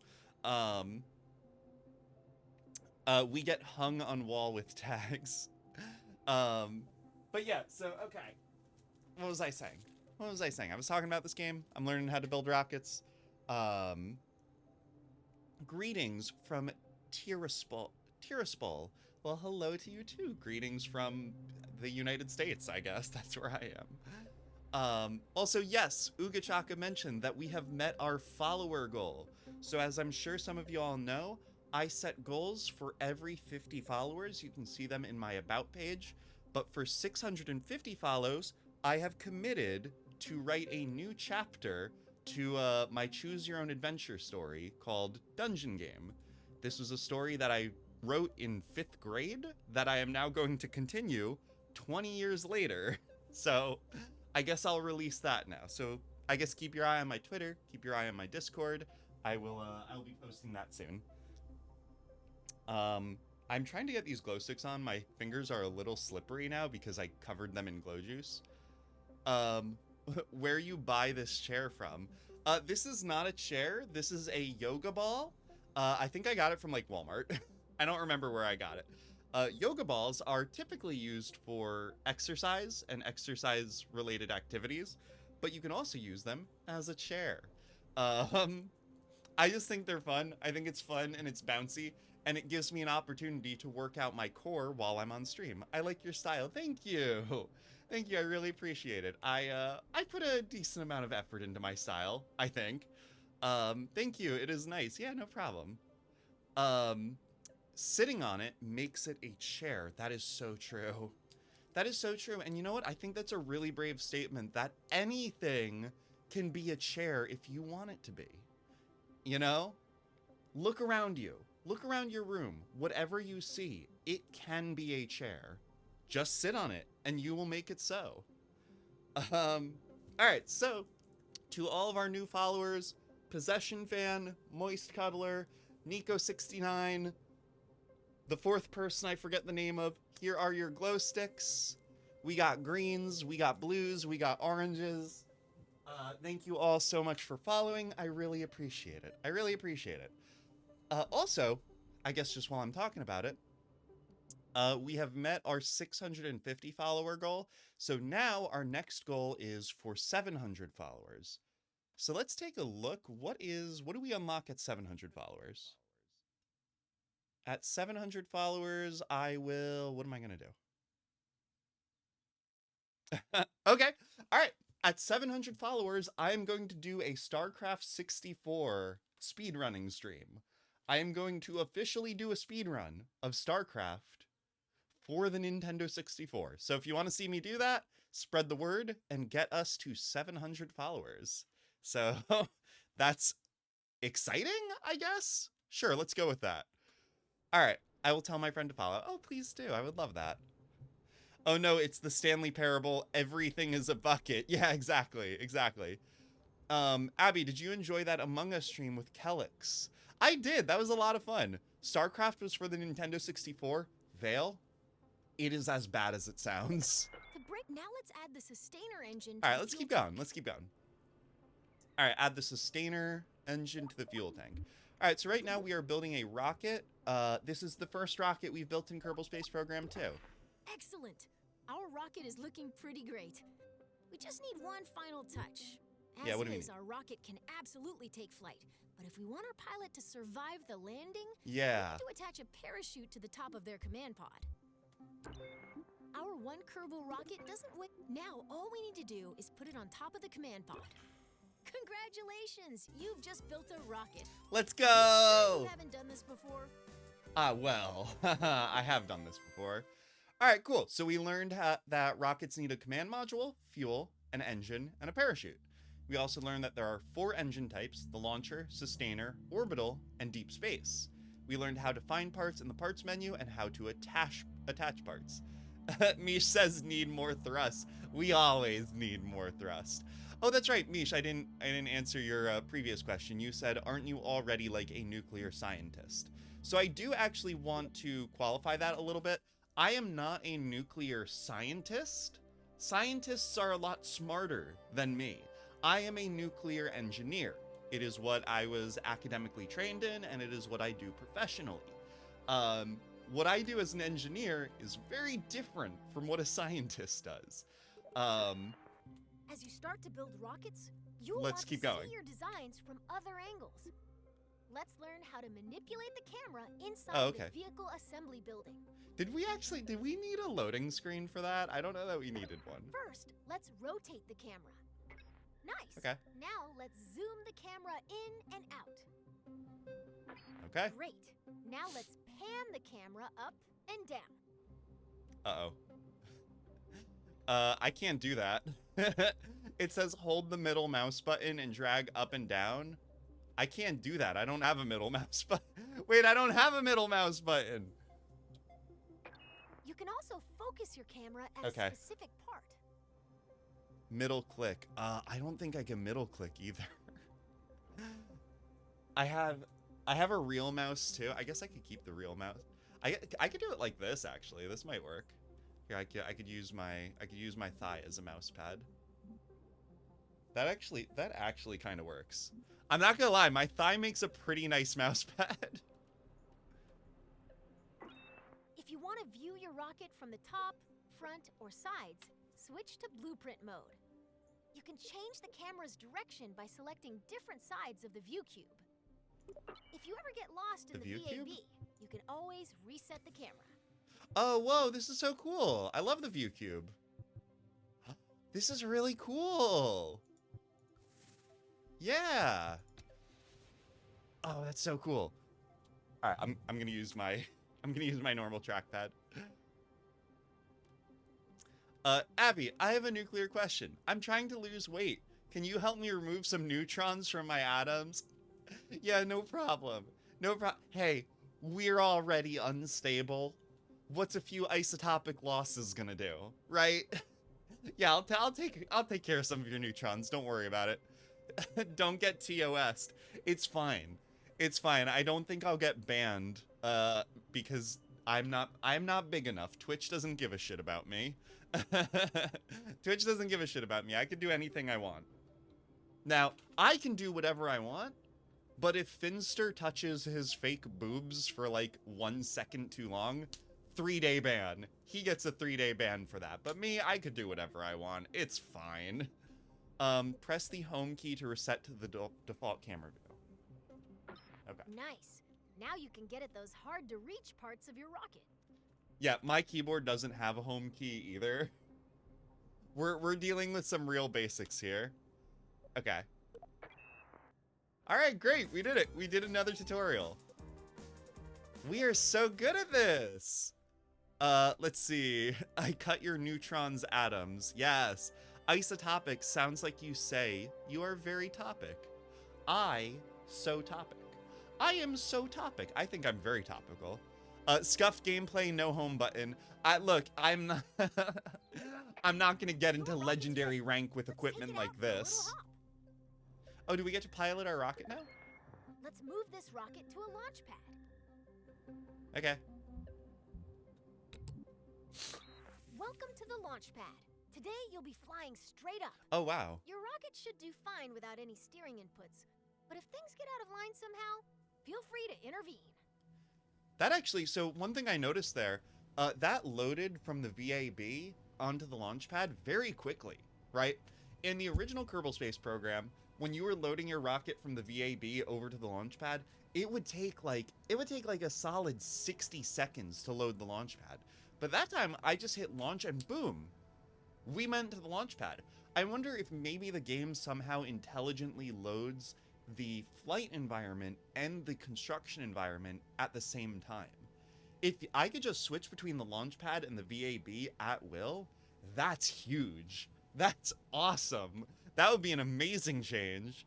All right, let's launch this bad boy. Press the spacebar or click the go button to launch. Press A, D, WASD, and E to steer your rocket, okay? Are we doing a count? Skip countdown, it's fine. Whoa, whoa, this thing's schmovin'. This thing's moving. This thing's going real fast. Okay. You've cleared the launch tower and your flight is underway. Let's learn about staging. Rockets are constructed in sections called stages. Each stage is designed for a different part of a mission. When a stage completes its job, it's dropped to shed weight. Okay. So we can see our stages here. At least we can see them when my fat ass isn't blocking them. Abby, don't crash the rocket, please. I'll do my best. This rocket is very small, okay? I'm sure it'll be fine. Though we have a pilot on board. We have Valentina Kerman on board, so we'll try not to fucking kill her. Topical Abby, apply a thin layer to your skin twice daily. That's fucking gross. I hate that. Thanks. Thanks. I hate it. I would figure it just puts the creator around the launch pad and raises you or lowers you based on what mode you choose. You would think so, but again, in the first Kerbal Space Program, moving from the VAB to the launch pad, it really did. It took a loading screen, and depending on the power of your computer, it took quite a while to load. Please don't crash. Kerbal has so much to live for, it's true. No, Valentina's gonna be fine. Valentina's gonna be fine. It displays all of the functions contained in each stage. Okay. Every time you select the Go button, you'll activate a new stage, starting from the bottom of the stack. Okay, that makes sense. Each stage's fuel supply is shown on a bar next to the stage. Your active stage, Stage 1, still has a little fuel in it. When it goes dry, you'll drop that stage by selecting Go. Okay, yep, this all tracks. This all makes sense to what I remember from the first game. Please don't crash. Kerbal has so much to live for. Must give Kerbal trauma. Wouldn't that be kind of cool if, like, Kerbal Space Program had, like, XCOM mechanics and, like, your pilots could get, like, traumatized or, like, mortally wounded? I'm sorry, that's way too heavy. That's way too heavy for a game like this. All right, let's run out the rest of our fuel, which we can see right here. This is our remaining fuel, and all done. Stage is out of fuel, and Yep. all it is doing is slowing you down. Yep. To drop that weight, you're going to activate your next stage. That will activate a decoupler, which will drop your empty stage. It will also activate your next engine. Okay. Once you activate a stage, there's no going back. Crashing the rocket, ban. No. Yeah, every time I crash a rocket, I'm gonna ban a random person in my chat. Sorry, get that garbage out of here. Ready? Hit Go to lose that mass. Okay, and we can press the space bar. Hey, all right, that's awesome. Yeah, I'm coming for you, Elos. I'm coming for you. Yeah, I'm gonna ban Possession Fan first. Congratulations! You're nearly to space, and your next set of fuel tanks are empty. Now is a good time to drop them. Okay. Every Kerbal death means a chat member dies, and thus they cannot be here. Yeah, if a Kerbal dies, fucking look behind you. Hello, I'm there and I have a knife. Knock knock, it's me. You're going down. See, I want you all invested in the success of my rockets, and I'm going to make you invested in it one way or another. Uga Chaka, thank you so much for following. I really appreciate it. As you know by now, every follower does get a glow stick, and it looks like your glow stick is a beautiful, beautiful blue color, I think. It looks like it's a nice blue color. Oh, cool. Thank you again for following. I really appreciate it. Activate the next stage to separate those tanks. All right, next stage is a go. Your capsule will now continue coasting up. All that's left to do is gaze back down at Kerbin and wonder if you remembered to lock your car. Nice work! Yeah, whoa, look at how high up we are. Look at how far we've gone.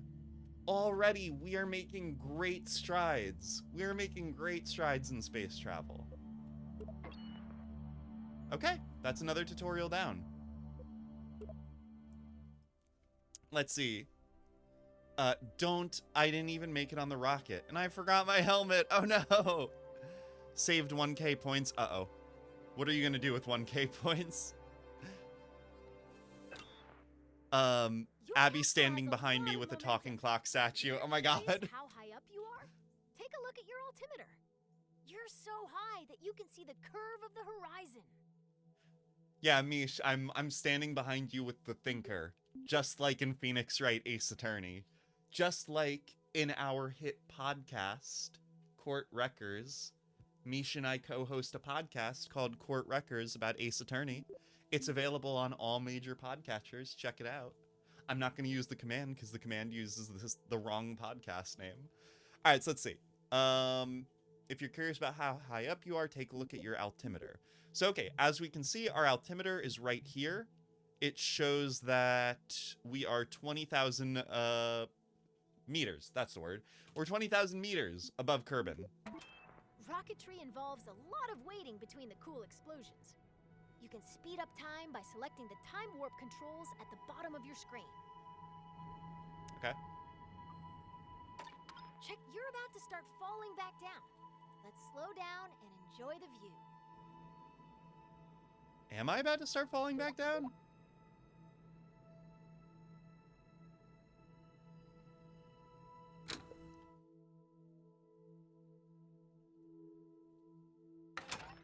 Great job. You're now a master of time.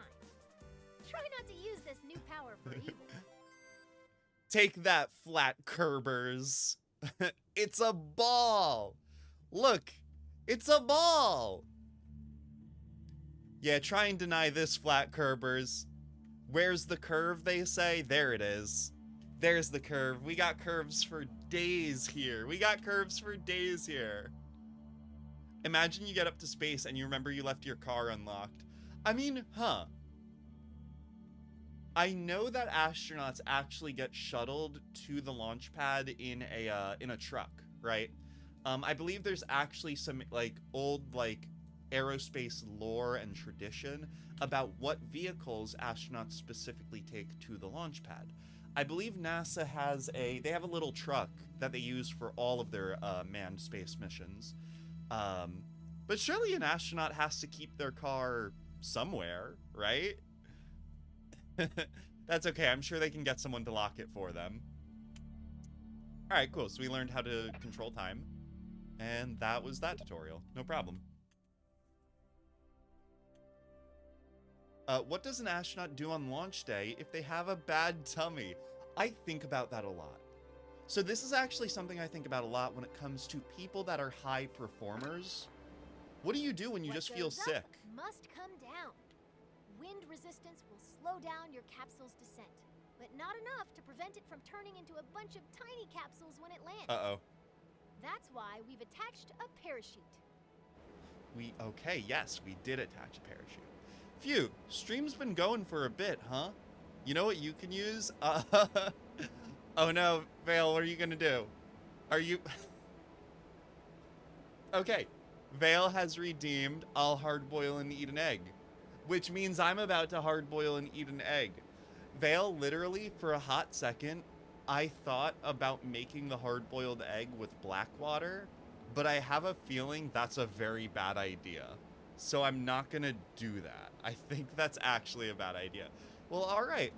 I'm gonna be right back. I'm going to go grab some water. I'm going to go grab an egg. I'll hook you guys up with some music, with some like normal, well, not normal music. It's Danganronpa music, which is far from normal. But yeah, I guess enjoy this scenic vista. Let's see, can I get the sun? Can I get like the sun in frame or something? No? Okay.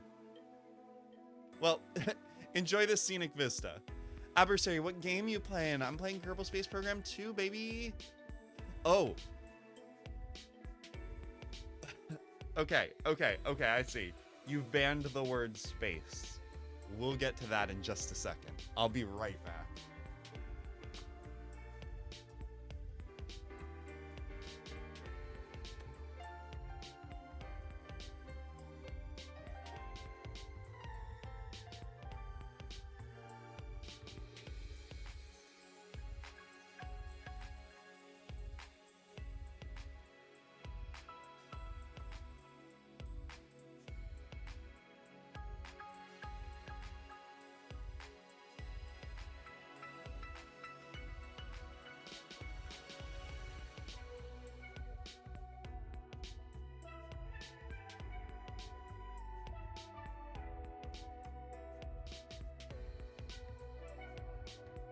Okay.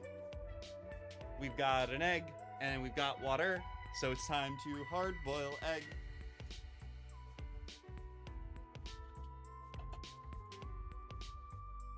So I have a little portable egg boiler on my desk, and the way it works is very cool. We just fill it up with the prescribed amount of water.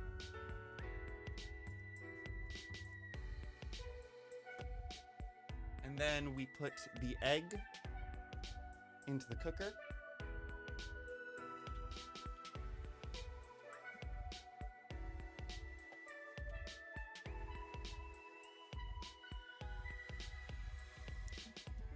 And then once it's done cooking, we'll have a hard-boiled egg. Isn't science amazing? One of these days, I will get a egg camera.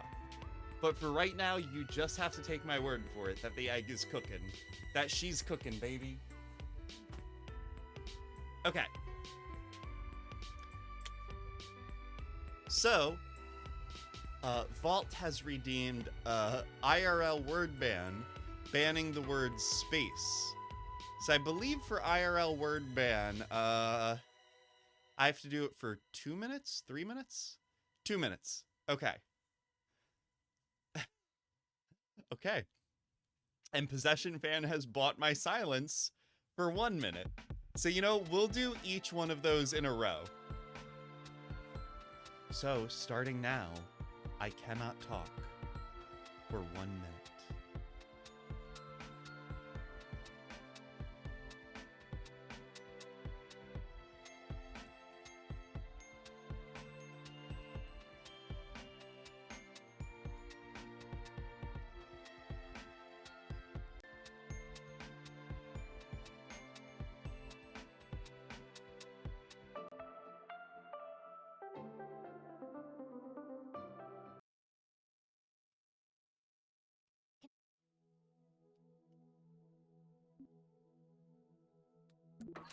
Hit go to pop your chute.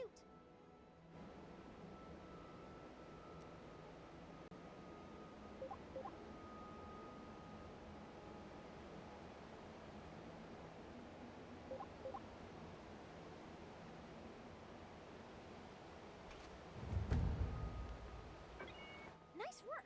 The parachute will trail your capsule for a bit without fully opening. Once you've slowed down enough, your parachute is now fully deployed and slowing the capsule to a safe velocity. Oh, okay. Congratulations! If this were real, you'd find celebratory snacks in the VAB kitchen. All right, it's been 1 minute. I can talk again. However, our challenges are not done. We're not done yet. Vault has redeemed a IRL word ban for the word space. So for 2 minutes, I cannot say the word space. If I say the word space, I add 2 minutes to the clock. And I will do that every time I say the word space, no matter how high the clock gets. So, all right, 2 minutes on the clock. Let's go. You can see the timer right up there. Alrighty, so let's see. I smell what the rock is cooking. Yeah. Can I replace your words? Instead of thank you, when someone subs, you say fuck you. You know what? I don't have a redeem for word replacement, but that's actually a pretty fun idea. I don't dislike that. How about I'll go ahead and add that to my list. Let's see. How many stars would you rate this game so far? Oh, that's a really great question. How many stars would I rate this game? So I really do like what the game is presenting to me. I like sort of the core that we have seen so far. The rocketry works very well. The vehicle assembly seems to work very well. Graphically, I genuinely feel that this game looks a lot better than the first Kerbal Space Program. Fuck, I said space! Damn it! Okay, 2 more minutes on the clock. 2 more minutes on the clock. Divorce. Okay. I think this game looks a lot better than the original KSP game. I'll call it that, right? However, it really is a bummer that it seems so lacking in features, right? That is one thing I do begrudge about this game. So I don't know. Overall, I'm having fun with it. I find it difficult to give games a numerical rating, but I guess I'd give it like a 4, right? Is that like a cop-out? Is a 4 a cop-out? Because, I don't know. I think it's solid. I think it's a solid game so far. What is the name of the funny movie that is the funny version of Star Wars? I know what movie it is, and I'm not gonna say it because you can't trick me again into saying the banned word. I've never actually seen that movie though. All right, cool. I've added a word replace redeem to my list because I think that's a fun idea. All right, cool. So we've landed a ship. We're doing pretty well. What else do we got? Let's go. All right, another tutorial down. Is that it? We only have the options of end tutorial or replay. I think we've done it. I bet I can make you say the banned word. You have a minute and a half. You have a minute and a half to get me there. All right, cool. So I think that does it. I think that does it for this first stage of the tutorial. Something dark side. Yeah. All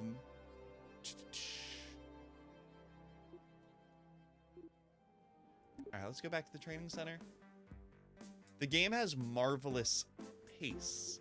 You know what? I will agree with that. I think these tutorials do have very good pace. You said the banned word of minute? What are you talking about?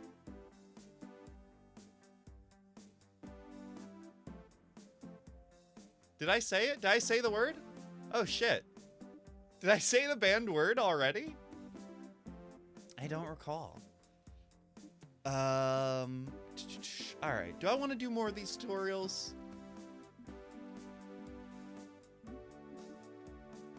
Yeah, let's just keep going, right? We're vibing. I'm just going to keep going. I'm going to keep doing the tutorials because I think they're fun. And I think we might get another cool animation. I hope we get another cool animation.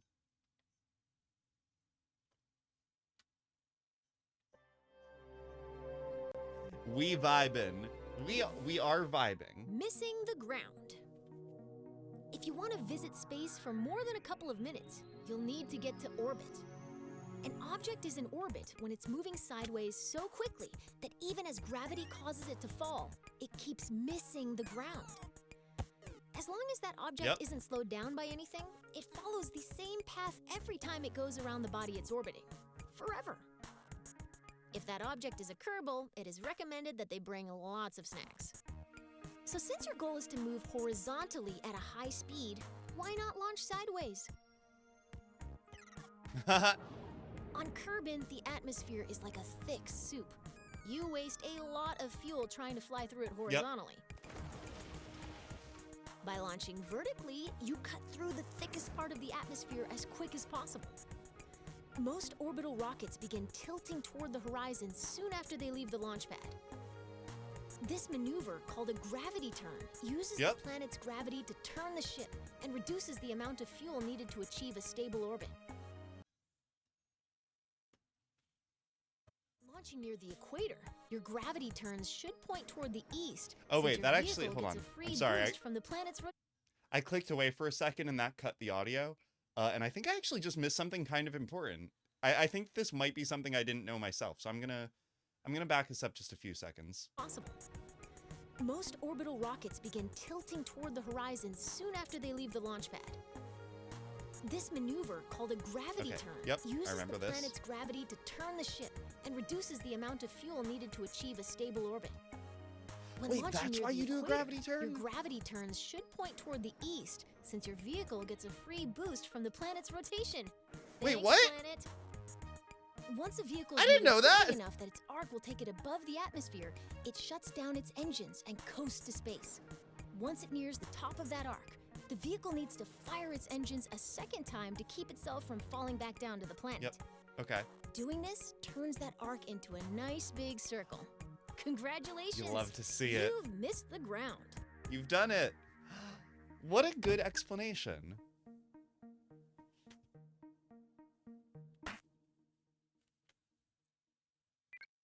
I loved that. That was a really good explanation of how that works.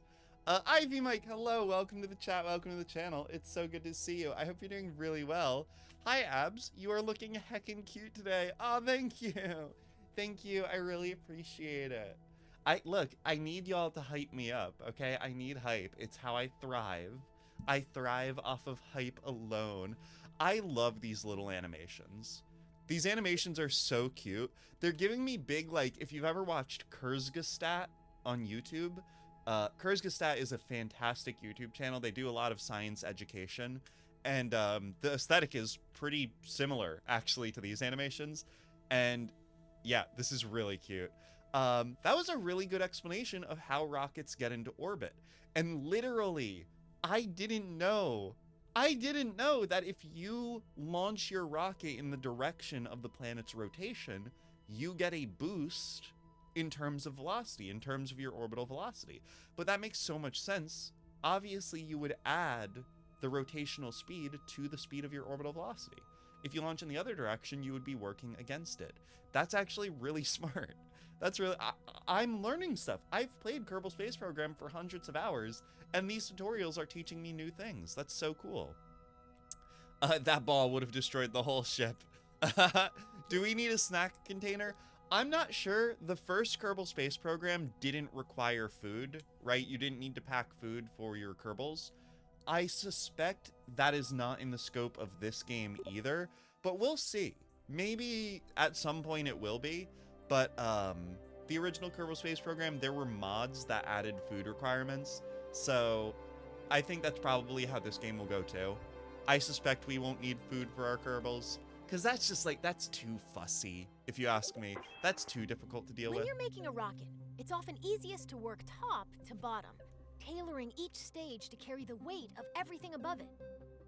To give you a head start, I've already placed an upper stage, perfect for maneuvering in the vacuum of space. It could use another, more powerful stage to push it up to space from Kerbin's surface. Okay. Let's turn this vehicle into a multi-stage rocket. Okay, great. Is your time up already? What, my IRL word ban time? It is. It is. The timer ended while we were watching the cutscene. So, yeah, I could say space all I want now. Space, space, space. It's not against the rules, baby. I could say whatever I want. All right, let's make this multi-stage rocket. Anytime we intend to drop an empty stage after using all of its fuel, we connect it to the stage above it using a decoupler. A decoupler contains explosive bolts that, when activated by a staging action, eject the attached stage away from the rest of the vehicle. Maybe 2 minutes too short? What do you mean 2 minutes too short? I played out the timer the whole time. I don't know what you're talking about. Add that decoupler to the bottom. We need to attach a larger, more powerful lower stage to the bottom of your rocket. To keep things simple, I've whipped up a new lower stage in another workspace. Okay. You can bring saved vehicles and other sub-assemblies into an in-progress workspace by merging it. Let's merge my lower stage into this VAB workspace. Okay. Out in the real world, this list would show all of your saved workspaces. Here in the simulator, I'm only showing you the lower stage you need to merge. Okay. So sub-assemblies were a thing. Now that the lower stage has been merged into your current workspace, you can see it next to the upper stage. Select the lower stage and connect it to the decoupler beneath the upper stage to create a single two-stage rocket. Okay. Perfect! Merging is a very powerful tool. Anytime you want to reuse a particular booster, lander, or other element from an existing rocket, merging saves you the hassle of making the same thing over and over. Wait, did I add the decoupler? I feel like I don't see a decoupler. Okay, no, we've got a decoupler. We're good. We're good. Also, Vale, it looks like your egg is ready. Let's see.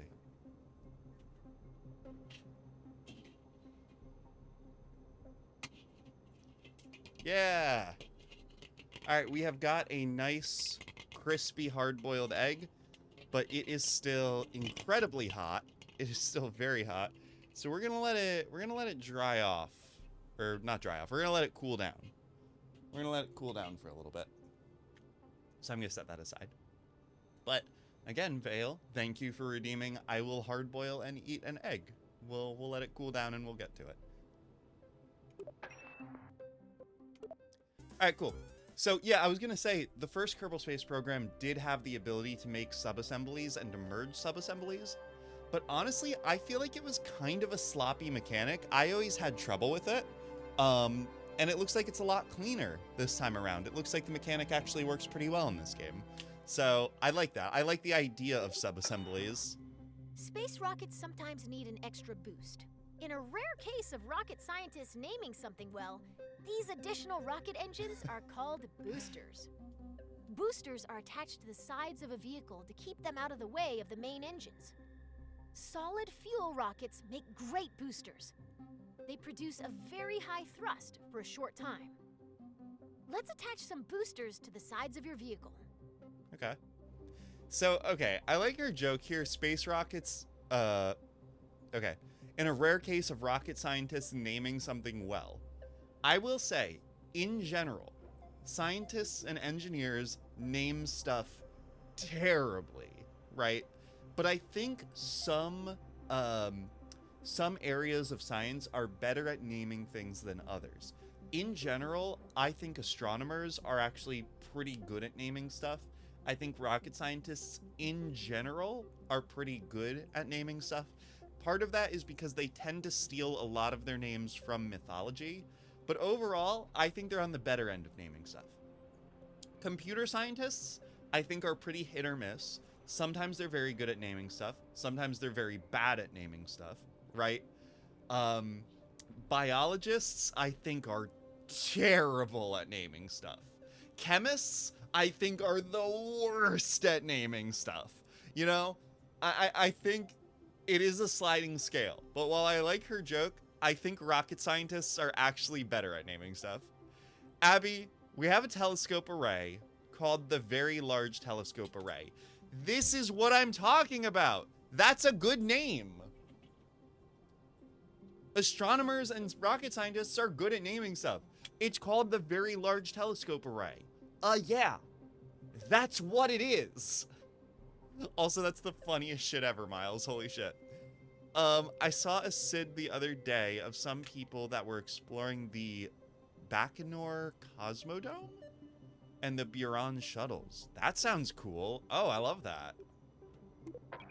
We'll start by attaching 4 radial decouplers that will eject the spent boosters when they're empty.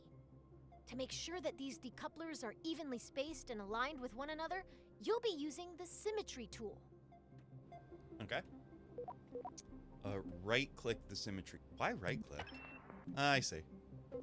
4 times symmetry. Got it. Great! Now when you place a part on one side of your rocket, 3 more evenly spaced duplicates will appear around the rocket. Go ahead and add 4 radial decouplers.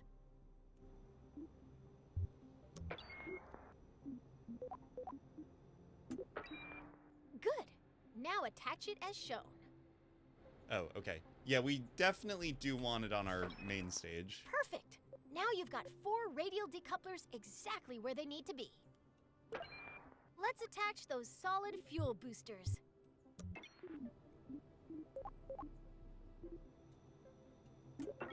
Since you're still in 4x symmetry mode, simply attach this booster to one of the decouplers you just put. Great job! You've finished your orbital. Uh-oh. I clicked out of the game. Alright, cool, we're good. You could symmetrically place up to 8 parts at once. A feat that could, until now, only be achieved by certain sea creatures. Okay. Alright, cool.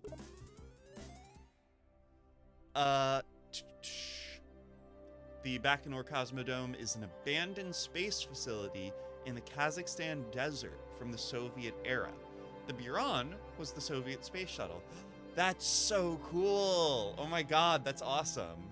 That sounds really cool. Can you link the video? Maybe I'll check it out later. Before you launch a rocket, you need to plan the order of your staging events. Nobody wants to start out their flight by popping their parachute, right? Yeah. Most parts that can be staged are automatically assigned to stages. Their activation order can be seen in the staging stack. You can change when staging events occur by moving them between stages. You can also add, remove, and reorder stages. Best of all, you can do this in both the VAB and in flight. Okay. The staging order begins at the bottom of the staging stack. You want your boosters and main engine to fire together for maximum thrust. The solid fuel boosters are currently in the second stage. If we don't change anything, the boosters will ignite late and detach themselves at the same time. Your solid fuel boosters burn very hard and very fast, so they will run out of fuel first. Even though your main engine and boosters will activate at the same time, you want to drop the empty boosters before you drop your main engine. You'll add a new stage above stage 1 to do one thing. Activate the radial decouplers to jettison your spent boosters. Now move all 4 radial decouplers from stage 4 to your... All done! Your remaining stages are set up so that stage 4 will activate your orbital stage's engine. Stage 5 will detach the orbital stage's fuel tank when it's empty. And stage 6 will deploy your landing parachute. Thanks to you, this rocket is ready to fly. Hey, let's go. Yeah, staging I feel like is one of the more complicated things to wrap your head around in this game. Honestly, I don't know that tutorial really gets the concept across super well. I think it's just one of those things you need to practice by playing the game. We're ready to light this candle. In this flight, you're going all the way to orbit. I'll walk you through the process of launching, executing a gravity turn to get moving sideways, coasting to orbital altitude, and doing a final burn at the top of your arc to establish a stable orbit. Before we begin, let's talk about the nav ball. Yeah, please. The nav ball shows your vehicle's orientation relative to the horizon. The blue half of the ball represents the sky, and the brown half represents the ground. The level indicator at the center shows your vehicle's orientation. When you turn, the ball turns. When you roll, the ball rolls. Assuming you want your rocket pointed at the sky, you'll want to see lots of blue on the nav ball. If you get confused, remember this rhyme. If the nav ball's brown, you're going down. Okay. Sure, that's a good that's a perfectly fine rhyme. Imagine that I am sitting on the nav ball right now. Right? Imagine that's what's going on here. At launch, you want all your engines at maximum thrust, which means you need to set your throttle at 100%. Your solid fuel boosters are way ahead of you on this. They have no setting other than full throttle, and they can't be shut off once they're lit. Once you hit the go button, they'll go full tilt until they run out of fuel. Still, your main engine's throttle is in your control. Okay. You can see your main throttle here. Left shift gradually increases your throttle. Left control gradually decreases your throttle. Z and X instantly set your throttle to 100 or 0% respectively. Yep. All right. That is Left exactly like it was in the first set game. its level where you clicked. Oh, what? That's cool. Wait, you couldn't do that in the first game. Fuel Whoa. levels are visible within the Woo, staging woo, stack. woo. That's so cool. Right now, you can see that your main engine and 4 boosters are all topped off and ready to rumble. It's time to go. At the start, all you need to do is fly straight up. I'll check back in with you once those boosters are empty. Good luck. Uh-oh. Oh no. She wants me to do something straight? That might be a problem. But we'll do our best. We'll do our best. All right. I don't know why, but I really like that I can click and drag the throttle. Like, I don't even think it's particularly useful, right? Like, I don't see myself using this feature, because using shift and control works perfectly fine. But there's just something fun about it. There's like a fun sort of physicality to it. Honestly, like, maybe I could have even done that in Kerbal Space Program 1 and I just didn't even know it. You know what I mean? Oh, and there's like, I don't know if you could hear it, there's a little sound effect. There's a sound effect when you throttle up and down. It's subtle. This game has a lot of very subtle sound design to it. I really like it. Again, overall, actually, I kind of see the vision of this game. There does seem to be a higher level of polish. All right, let's go. Looking good. All right. Yeah, I like that. The purple fire seems a little off to me. All right, solid fuel boosters are empty. It's time to start your gravity turn. A gravity turn uses the pull of the planet's gravity to help bend your vertical ascent into a horizontal arc. It's the first step to entering orbit. For our first flight to orbit, we're going to start our gravity turn up to where the air is thin, at an altitude of around 10,000 meters. To show you where to aim your rocket, I've placed a target marker on your nav ball. Thank you, Paige. First, we need to get to 10,000 meters. Okay.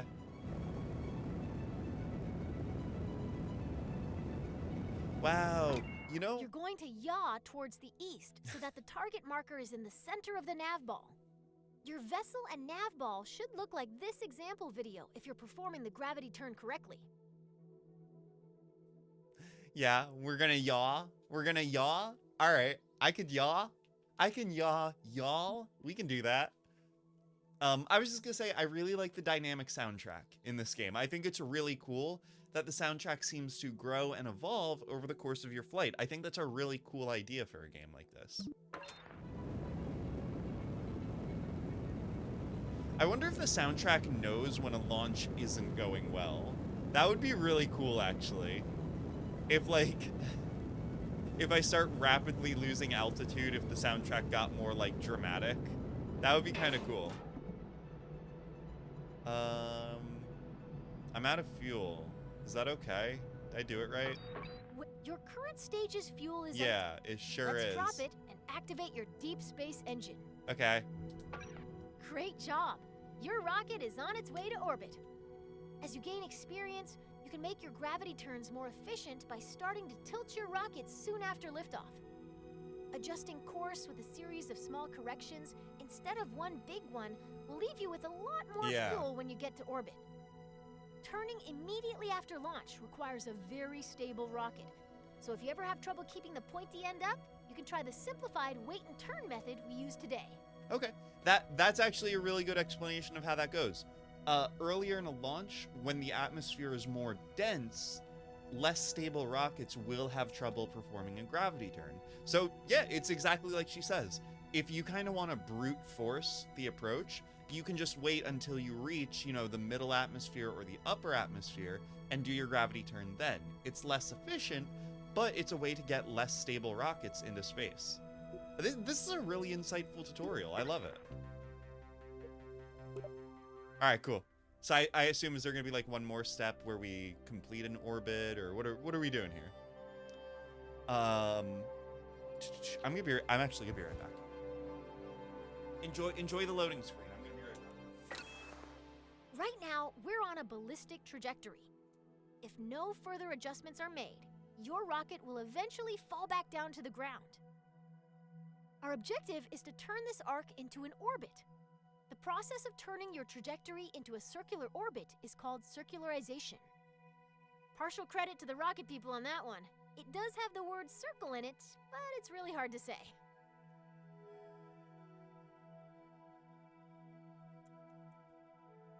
Okay, I'm back. Hi. What are we doing? We're circularizing our orbit? When That's fine. planning and executing orbital maneuvers, you'll want to switch to map view, where you can see every part of your current trajectory. The blue arc passing through your vehicle is its current trajectory, the path your rocket will follow if you don't touch the controls anymore. Our goal is to make that arc into a circular orbit. After you've coasted nearly to the top of this arc, you're going to point forward, and then you're going to ignite your engine. If you time this burn right, you'll never quite get to the top of the arc, as it'll keep widening in front of you until it wraps all the way around the planet. Let's break that down a little more. The top of your arc has a helpful tag in map view. It's called the apoapsis, abbreviated as AP. You're going to max out your throttle before you pass this point. Okay. We're paused at just before the apoapsis.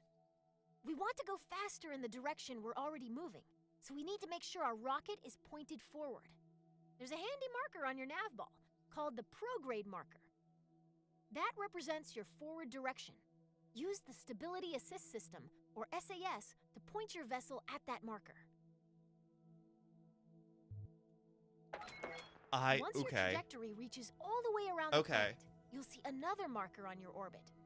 This is the periapsis, or PE, the lowest point in your orbit. It'll always live on the opposite side of your orbit from the apoapsis, or highest point. By burning prograde near your apoapsis, you increase the altitude of your periapsis, the lowest point on your orbit. Okay. Here's the most important thing to remember about setting up an orbit above an atmosphere. Your periapsis must be higher than the atmosphere, or your rocket will start to slow down every time it dips into the upper atmosphere. Yep, sure will. On Kerbin, that means every part of your orbit must be higher than 70 kilometers.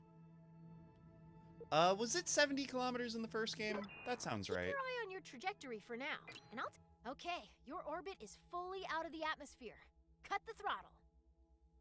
Okay. You did it! You're in orbit! We did This is it! when I'd usually tell you to look under your seat in the simulator, where you'd find a delicious celebratory treat. Oh my Sadly, gosh. since the vending machine in the astrodynamics lab broke down, it has gotten very difficult to hide snacks anywhere at KSC.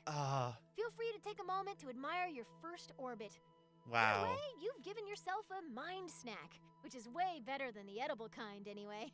I Right? did not prepare any snacks for this stream. I should have prepared snacks. That would really be the Kerbal way, right? If I had snacks. But that's okay. You know what? Like she says, we are learning here. We are having mind snacks. Hey, maybe some of you who are watching have snacks of your own. If you do, oh shit, egg snack. Guys, we do have a celebratory snack. We have an egg snack. That's right. Yeah, let's go ahead. Let's you know what? I think I know what we're gonna do. I think I know how we're gonna do this, right? I think this is the end of the tutorial. Yep, sure is. Oh, perfect. All right, so here's what I think we're gonna do for the rest of this stream. We've been at this for what, 2 hours? Yeah, like 2 hours. Here's our plan. Here's our plan for the rest of the stream. I don't want to do the last 2 tutorials. Basically, I don't want to do them. I want to go to the moon. As the name of this stream suggests, I want to go to the moon. So I think what we're gonna do is we're gonna go back to the training center and we are going to watch the cutscenes for the remaining 2 trainings, right? Because I want to watch the cutscenes. And while we're watching that, I'm going to shell this egg, and I'm gonna have a little snack. And then once we're done watching those, we're gonna head on over to the VAB. We're gonna build a rocket together, and we are gonna go to the moon. All right, so let's do that. That sounds fun. So it looks like this one is called Orbits Are Weird. Let's do that. So Vale, again, thank you for redeeming the channel point reward. I will hard boil and eat an egg. That is what we have hard boiled our egg, and now I'm gonna shell it and I'm gonna have a little snack. So that'll be really nice. Orbits are weird. Remember your orbiting baseball? What if you wanted to make its orbit higher? Well, it's a baseball, so grab your bat and try to hit the ball to a higher orbit. Your first thought might be to try to deflect the ball upwards. Yep. Unfortunately, hitting the ball upward bends its orbit so that it hits the ground before it can return to you. What you need to do is hit the ball in the direction it's already moving, adding to its already high velocity. Now that you've sped the ball up, why isn't it flying any higher? It just keeps whizzing by at the same height it always did. After all, I said that making it go faster would make it go higher. What gives? The ball is actually going higher, but it's going higher on the opposite side of the planet from where you're standing. You've raised its orbit, and you've learned the first lesson of orbital maneuvering. Your actions affect the opposite side of your orbit. Weird, huh? So your ball is moving faster, but it's still passing you at the same height. How do you get its orbit higher on this side of the planet? Now that you know how changes in velocity affect the other side of your orbit, you've got all you need. By adding velocity to the ball at the highest point in its orbit, you raise the lowest point in its orbit and make it circular again.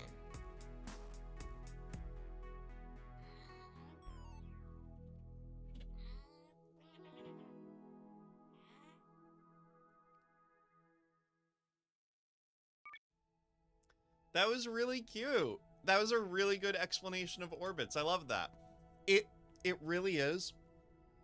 I would say it's maybe one of the most unintuitive things about orbital mechanics is that how do I put this? It's something that was difficult for me, is that if you want your orbit to go higher, if you want to go further from the planet, you don't just burn your rockets going up, going away from the planet. You do them in the direction of motion to get more velocity. You know, it's kind of interesting talking to people about space, right? Okay, this is such a specific thing, but let's talk about it because I think it's kind of interesting. As somebody who is, you know, I'm a nuclear engineer by profession, right? So I discuss nuclear related topics with people all the time. And, oh, I'm gonna close my door real quick.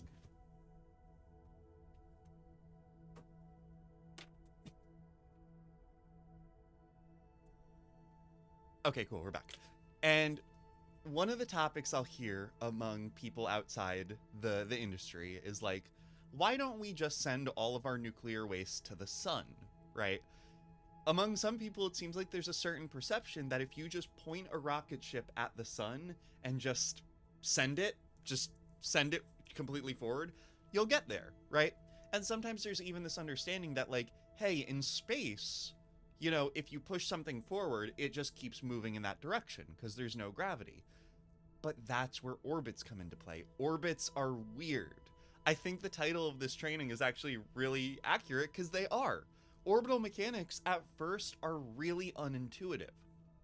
They go against the things that we would expect living on a terrestrial, you know, Earth-based world. But once you are up there, once you are dealing with orbits, it kind of loops back around, and I think orbital mechanics are actually really intuitive. Of course they would affect, you know, your orbit on the other side of your trajectory, because it doesn't, you know, your current position doesn't really care about your current velocity. I don't know. I thought that was a really great training. I thought that was really interesting. We're not going to do this tutorial because I'm done. I'm done doing tutorials. I think I get it. I think I get the idea. But we're going to watch the next animation. We're going to watch the next animation, and then we're going to build a rocket, which I'm very excited for. So yeah, let's go ahead. Let's get into it. I like these animations. I think they're really cute. All right, this last one is called orbital transfers, which transfers are really annoying. So hopefully they can explain this pretty well.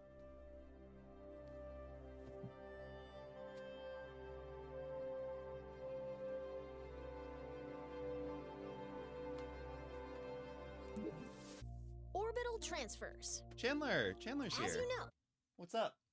It smells like egg in here. It does. I just cooked an egg. What's up? Oh my gosh, what did you get? I got you a little tin of strawberry candies, and I've got regular Altoids to go in them too, so that you can take them to work and put them on your desk. And This is so cute. This is so cute. and they're really cute. Are you covering up my legs? Do you think they're too lewd? No, Do you think my legs are too scandalous? I got this really cute. Oh, this too. This is so cute. This is so cute. Thank you.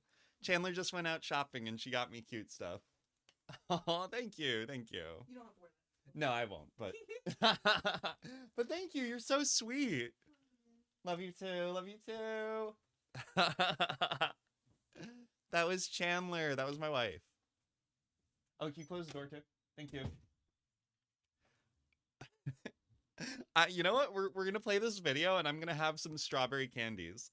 I'm gonna have some poutine candies. This is such Saturday vibes right now. This is such Saturday vibes. the faster you go, the higher your orbit gets.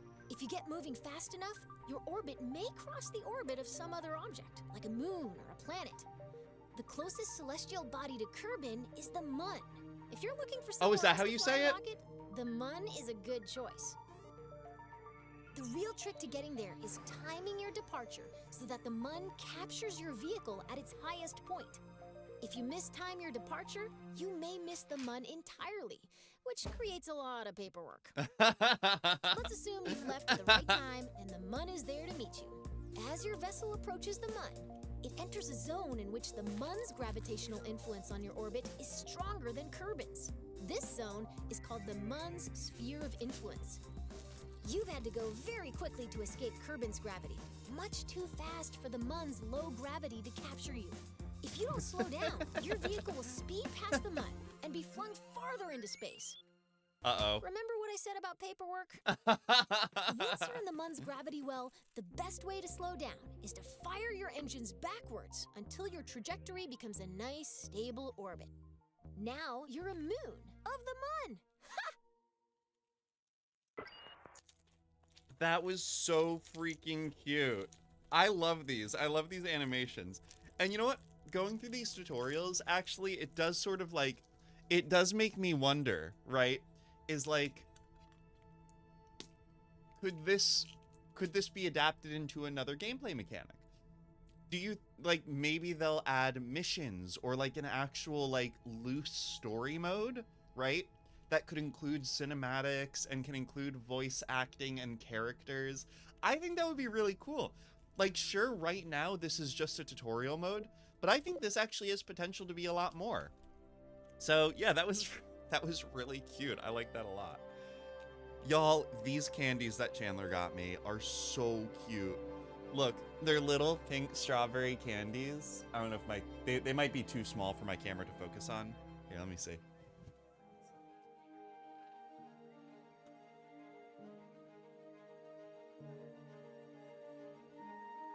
Oh no, I'm spilling them!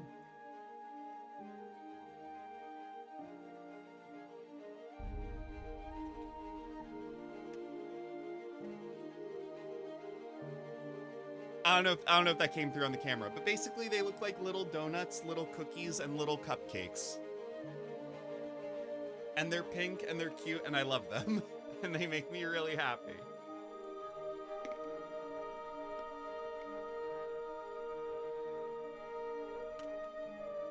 Oh my gosh, they're really good too. Chandler is so incredibly sweet. Okay. I feel so much more positively about this game than I did when we started this stream. I really do. And the thing is, while this game may be light on actual content right now, it seems like the polish is so much higher. This game is just so much more polished than Kerbal Space Program 1. And I think what that does is it gives the game a much stronger base to build off of, right? And again, this is with the caveat of, you know, will the game actually be successful enough to see long-term support? I don't know. It's possible that this whole project just falls apart in like a year or two, and we never actually see the potential fully realized. But if they put like 10 years of work into this game like they did with the first one, I think it has the potential to be like the most accessible, the most in-depth, and the most feature-complete aeronautics simulator available. So I feel very positively about this game. I feel very positively about it. So, I mean, let's put it to the test. Let's try building an actual rocket. So I think we'll go ahead and we'll make a medium-sized rocket. Since this is sandbox mode, and I don't really care about the long-term consequences here. Only Lily, hello, welcome to the chat, welcome to the channel. It's so good to see you. Thank you so much for following. As you no doubt know, every follower, every single one, everyone who follows gets a glow stick. And that's from me to you. And Lily, it looks like your glow stick is blue. I love that for you. I love that for you. So I will go ahead and put that on. Thank you again for following. Welcome to the family, I guess. Yeah, sure. That sounds good. Welcome to the family. You're my family now. Hi. You're my sibling. Give me your lunch money, nerd. But yeah, fuck, what was I saying? Oh, right. Since this is not an actual campaign mode, this is just sandbox mode, I am not concerned with getting these Kerbals back home, is basically what I'm saying. I'm not worried about getting these Kerbals back home. I just want to land on the moon. So we are going to design our rocket with that in mind. We are going to design this rocket such that it has the power and capability to get to the moon, but we're not going to worry about getting it home. That's what subscribing is. It's giving you our lunch money. Oh my gosh. That's basically it, right? Yeah, hand over your lunch money. What if I just started getting, like, way more aggressive? What if I just started getting way more aggressive with asking for subscriptions? Hey, hand over your lunch money, nerd. I got you. That's so funny. All right, let's see. We got fuel tanks. So we obviously want a medium fuel tank. So an interesting thing about rocket design, and there are a lot of different ways you can approach it, but the way I like to approach it is in reverse. So this is going to be our lander. This is going to be our landing vessel. Now, as we know, the moon... Oh, that's not... Wait, are these the right fuselages? Let me see. Yeah, these are fuel tanks. Can I get, like, a round? Can I get one that's, like... Can I get, like, a normal-shaped fuel tank, please? Wait, fuck. Can I get, like, just a normal, like, circular fuel tank, actually, though?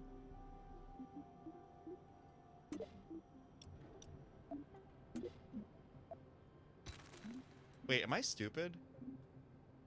Methalox, methane, monopropellant, xenon, hydrogen, fuel line. So we want Methalox, right?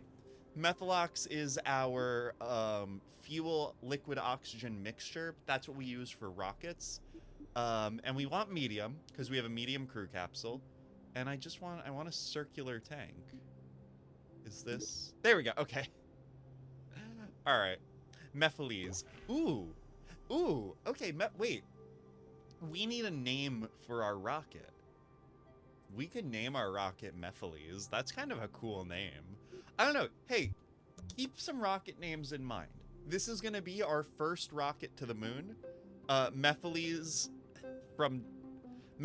the Dark from Sonic 06. I will absolutely name my rocket after a Sonic 06 character. You know I will. You know I will. Absolutely. All right, so let's see. We also want some landing gear. That's probably in utility. Yeah. Parachutes, we don't need parachutes where we're going. As we know, the moon does not have an atmosphere. Fortunately, we have an engine on our final stage here. This is what we're going to use to deorbit and to land. Let's see. Fly-by-wire, don't need that. Oh. Probably want a medium reaction wheel in here, don't we? Let's do that. But yeah, so as I was saying, I like to build my landers, I like to build my rockets in reverse. So we start with the final stage and we work our way backwards. So this is the stage that will actually be landing on the moon. And I don't think I see any landing gear. Please tell me this game has landing gear in it. Communication, electrical, thermal, ground. Okay. All right, here we go. Here's our landing gear. So we probably just want the standard medium-sized landing gear. We're kind of building this rocket, like, this is a pretty typical rocket, I would say. Where's our symmetry? There we go. Let's see, we probably want three landing gear. Right, as we know, a triangle is the most stable shape.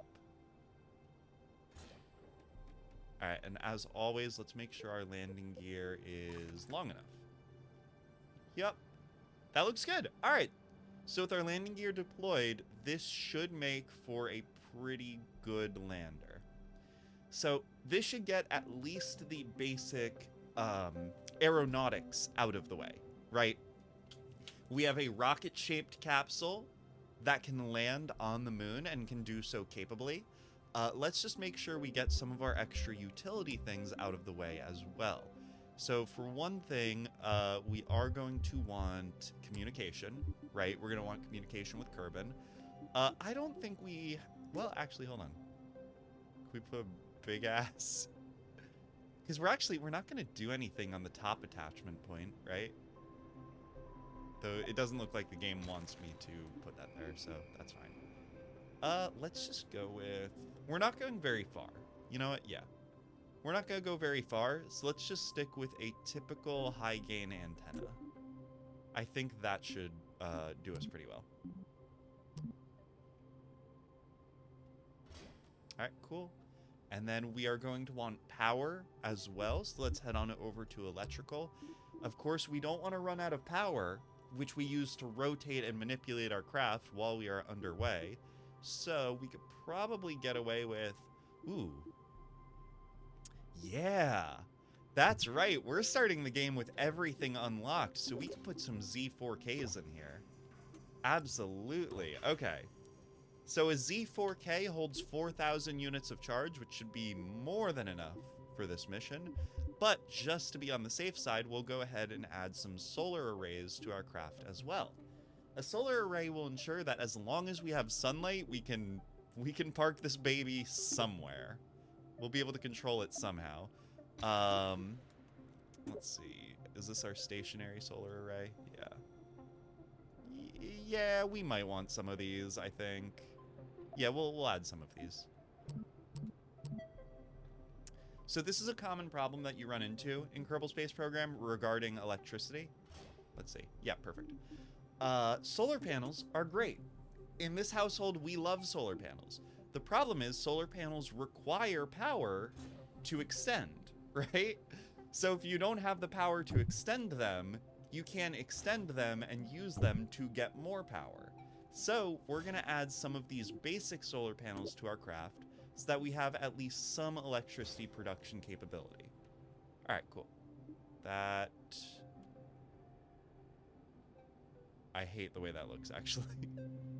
I hate the way that looks. That looks like dog shit. Hold on, let's... Yeah, we'll rotate it over 1 unit. Perfect. Do they not have an option for a plutonium power cell? Oh, shit. Mike, you are so right. So in Kerbal Space Program 1, you were able to add a radioisotope battery. So let's see. We have fuel cells. Fuel cells use rocket fuel to turn that into electricity. That's good, but we don't want to use that. And okay, we do have a PB nuke, which is a radioisotope thermoelectric generator.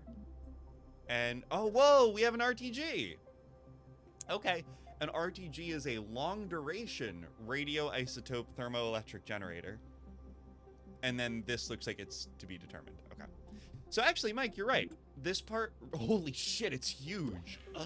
Oh my gosh, the RTG is huge. Look at that. It's the size of our craft. So this is very cool. What it is it is a radioisotope thermoelectric generator. So it's exactly what you said, Mike, is this core in the middle is full of unstable plutonium fuel. And what it does is as it decays, it generates heat, and that heat is converted into electricity. So basically what it allows is it allows for continuous electricity generation in the absence of fuel, in the absence of sunlight. It just makes electricity anywhere. Which, if you've read The Martian, which I have been reading, guys, I'm reading books now. If you've read The Martian, Mark Watney, he uses an RTG to, he actually doesn't use it to generate power, but he does use it to generate heat to keep his Mars rover at a habitable temperature, which is really cool. It's a very good book. I recommend it. But let's see. So we have a big RTG, but what about the smaller isotopic battery? Let's take a look at that. Okay, so here we go. We have a much smaller option for radioisotopic power. So this is like the fun-sized version of a radioisotope battery. You know, for when you want to take your unstable nuclear fuel on the go. Now, I don't think we need that. I don't think we need the nuclear power, so we're just gonna stick to solar panels. I think we could stick to... Oh, that's non-retractable. I would prefer a retractable solar panel. Ooh, wait. Ooh, Gigantor. A Gigantor would be a little unnecessary. Let's see. What about you? There we go. This looks like it would be perfect. We'll add a few of these. Let's see.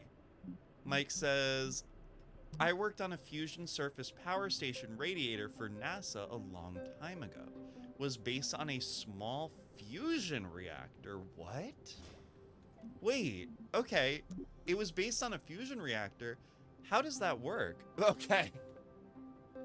Okay, I was about to lose my mind. I was about to be like, what does NASA know that we don't? Because as we know, energy positive nuclear fusion was only very recently achieved by the National Ignition Facility. And even then, it was such a small net positive that it's really only theoretically viable as a power source, not really practically viable. But okay, so it was you worked on a fission surface power station radiator for NASA a long time ago. It was based on a small fission reactor. Okay, so I'm getting like some real small modular reactor vibes from that. That sounds very cool. I love that. Okay, so it looks like our moon lander is ready to go. I think this has everything we need to do a sustainable moon landing. So let's go ahead and retract our legs and start developing our second stage. Yeah, about the size of a trash can. Oh wow, that's really small. That's an especially small reactor, because I know traditional small modular reactors tend to be quite a bit bigger than that. Was supposed to be for the moon base. That's so cool. Oh, that's so cool. Was that planned to be part of the Artemis program, or is that part of a longer term project that NASA's doing? I don't know if you're allowed to say. I don't know if you've signed any non-disclosure agreements or whatever. Ooh, you know what? Actually, before we finish up with our moon lander, we do want to add a little bit of monopropellant to this bad boy. So what monopropellant is a small type of fuel that is used in course correction. So basically, while we're flying, we are going to want to keep the top of our rocket up and the bottom of our rocket down. And to achieve that, we use small thrusters located periodically throughout the craft to correct our course.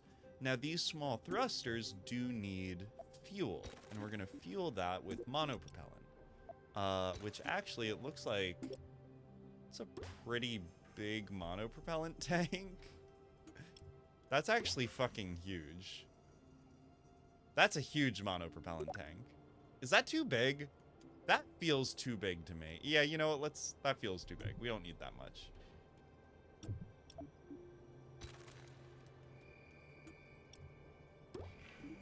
All right, let's see. Can we get some radial mounted?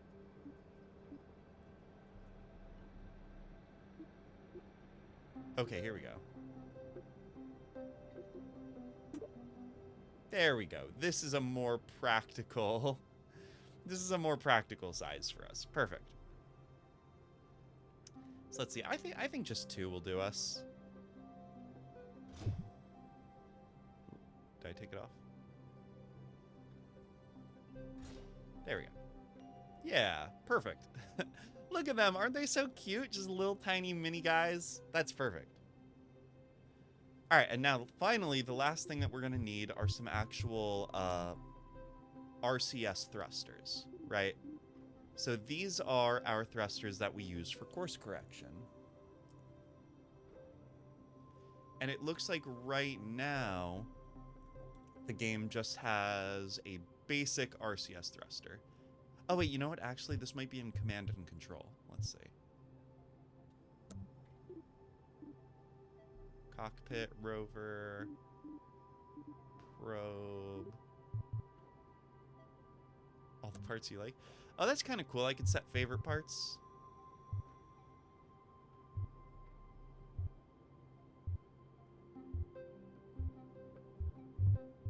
Okay, yeah, I guess. Yeah, I guess this is the only monopropellant. Wait, what? Why does it look like this? Let's see.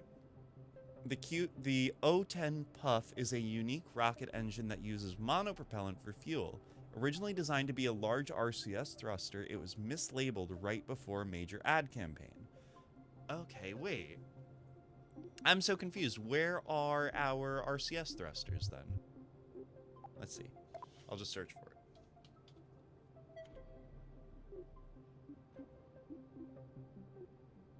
Huh. Is RCS just built into the ship now or something? It looks like we don't need dedicated thrusters. You know what? I'm just not going to worry about it. I'm sure the inline reaction wheel is plenty. I'm sure it's fine. I'm just not going to worry about it.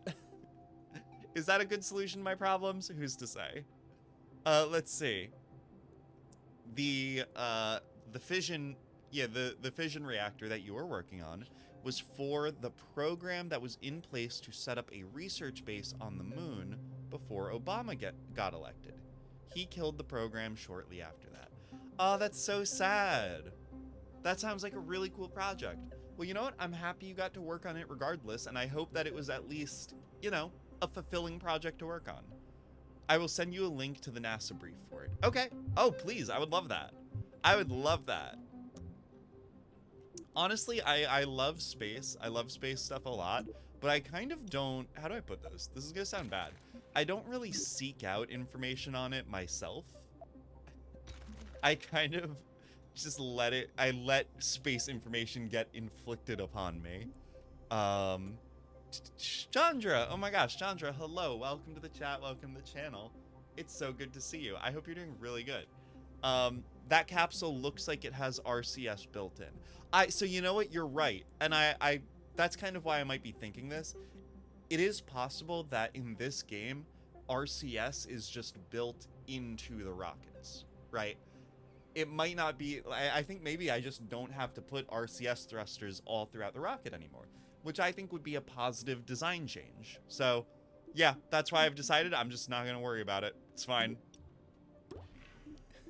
I'm playing kind of fast and loose right now.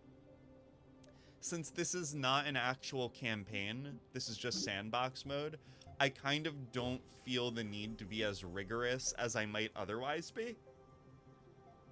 Oh, excuse me. Oh my gosh. I don't feel the need to be quite as rigorous as I would maybe want to be otherwise. Which is why we're just kind of freestyling it. I'm not even going to calculate like delta V or anything, you know? Like I'm not going to do any calculations. We're just going to do this like totally off the cuff, I think. I think that's going to be our main stage, but hold on. We do need a second stage. So maybe we can do a radial second stage. I think that might work. Yeah. Yeah, let's do that. We'll radially mount a second stage. No hard science, just vibes. Lily, that is exactly right. That is exactly what we're doing here. No hard science, vibes only. In this house, we get to the moon based on vibes alone.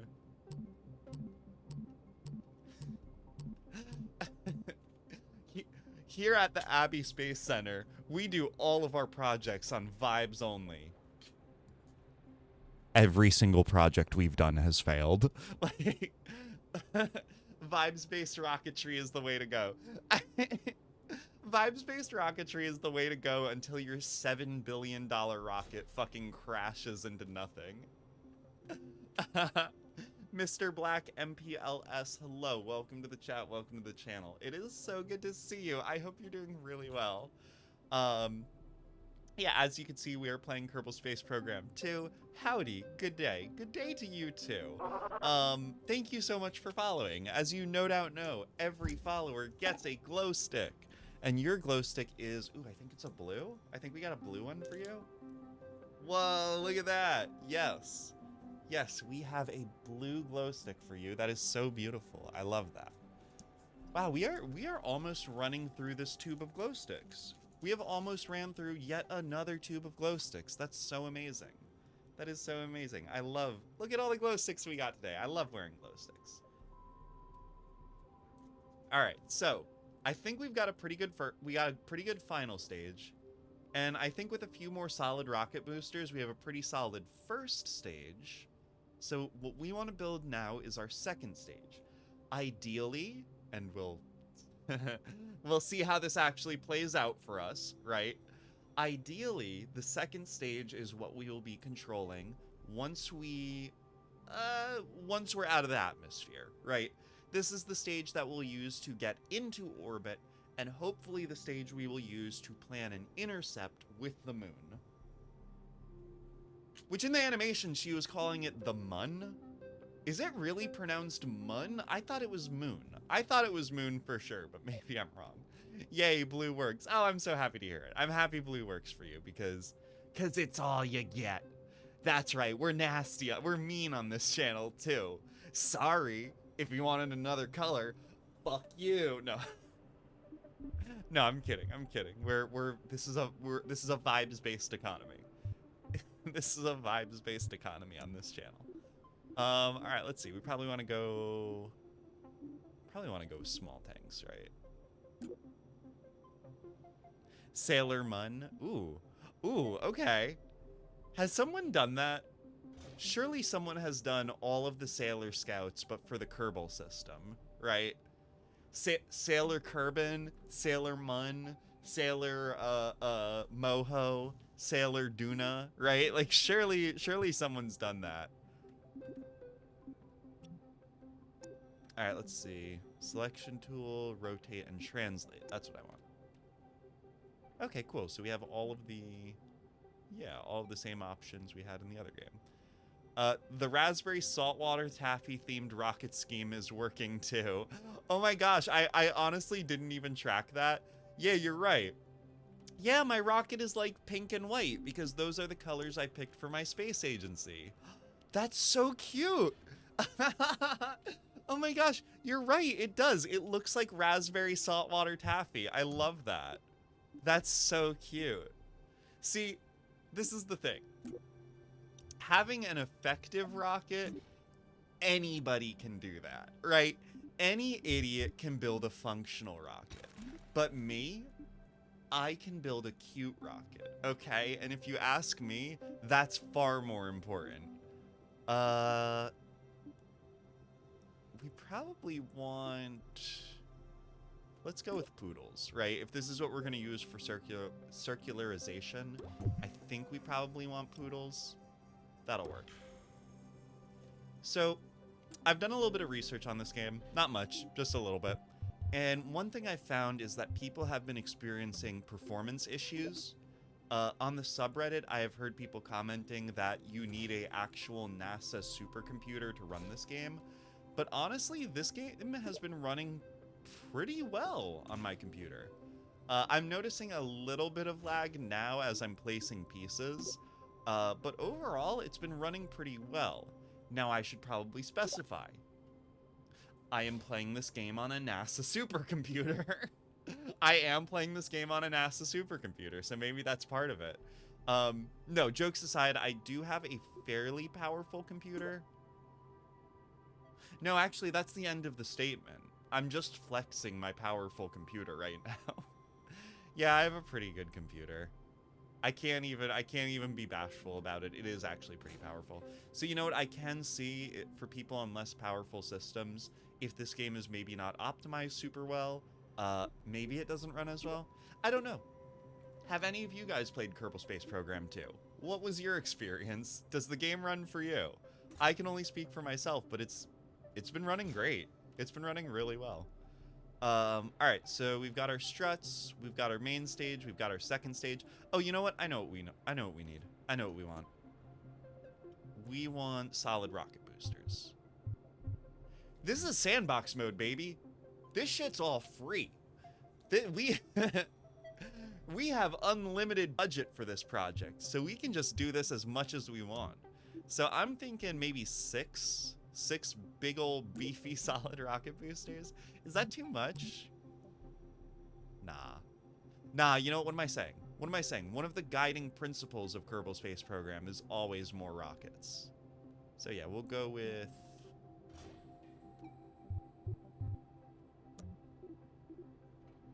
We'll go 6, and we'll take...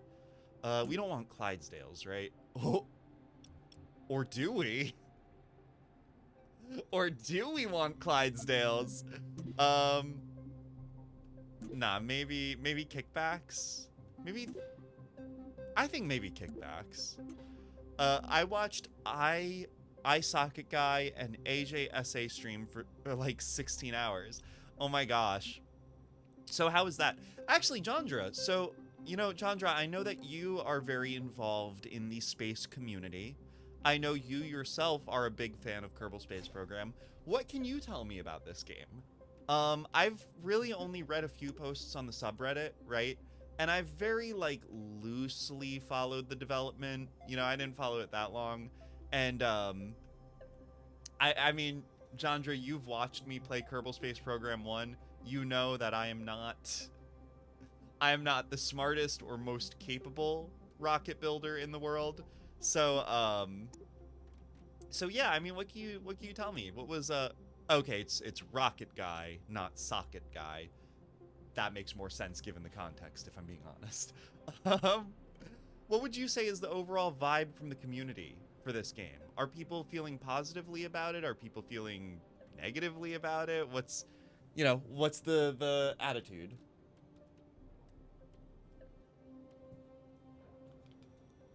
Because I don't know, I've seen a lot of negativity on the subreddit.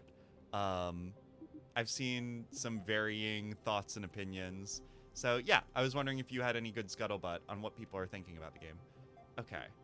All right, cool. So I'm just, if you're wondering what I'm doing, I'm making sure that my solid rocket boosters are in fact attached to the decoupler. Because in the first Kerbal Space Program, I had a lot of issues with my solid boosters falling off of the decouplers.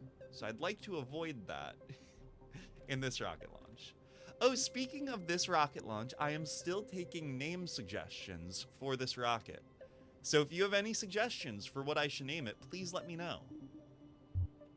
Because currently our best suggestion is Mephiles the Dark, which is a character from Sonic 06. So I would be happy to take literally any other suggestion. Though I'm not above naming this rocket after a Sonic character. I'll name this rocket Shadow the Hedgehog if that's what I need to do. Abby Revenge. Ooh, what is this? What am I exacting revenge on? That's so dramatic. I kind of like it. I feel like, oh no. Can I Control Z that? Does this game, ooh, this game does support Control Z. Fantastic. Rocket McRocket Face? Mish. Mish, you're better than that. You're better than that, Mish. You're better than Rocket McRocket Face. Let's see. Both Rocket Guy and EJSA, both of them are science communicators. Uh-oh. Did I accidentally click something? Can we Control Z that again, please? Great. Great, we love Control Z in this house. I'm just gonna keep the mouse with me for right now. Let's see, so they are both science communicators. Rocket Guy is also a controls design engineer for aerospace. That is so cool. And you know what, honestly, Jandra, I will admit, that makes me a little self-conscious, right? Because I am not a rocket scientist. I am not an aerospace engineer. So I'm not sure what kind of insight, what kind of, cutting insights or thoughts that I can bring to a playthrough of this game that, like, more capable scientists wouldn't do better. You know what I mean? But no, that's really cool. KSP2 has a good base, but was released in just playable state with basic KSP1 features not present. So that is my attitude, right?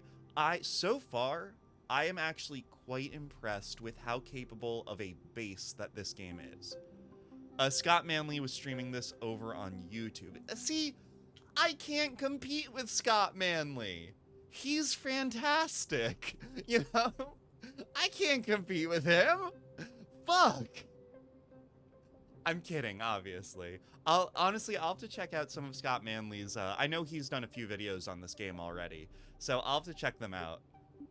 Cause yeah, I am interested. I kind of wanted to go into the game unbiased, you know what I mean? I wanted to have a chance to play it just on its own terms. But now I am pretty interested in what the wider community is feeling about this game. Cause right now, my thoughts on the game are exactly what you said. I'm really impressed. I think this is a really great base for Kerbal Space Program. I think it shows a lot of polish. I think it does show material improvements over the first game, but it is lacking in actual content. And I think if the game can have the support to get additional content added, I think it has the potential to be one of the best aeronautic simulators available on the market, right? But if Take-Two axes this game before it has the chance to really develop, I think that's going to be a really unfortunate loss for the genre. You know what I mean? So, I don't know. Right now, I am hopeful, but I am kind of concerned. I am very concerned for this game's future, because I think it has a lot of potential, and I would love to see it realize that potential before it gets fucking trashed by Take-Two. You know what I mean? So, I guess we'll see. I'm feeling positive. Where the fuck did my rockets just go? Oh, there they are. Okay, cool. I'm just dumb. All right, we don't need this stage. We don't need this stage. Okay, I think we're done, actually. I think this rocket's good to go. I don't see any issues with it. I think it's actually perfect. I think this is good. I think this is great. Spirit of Montserrat?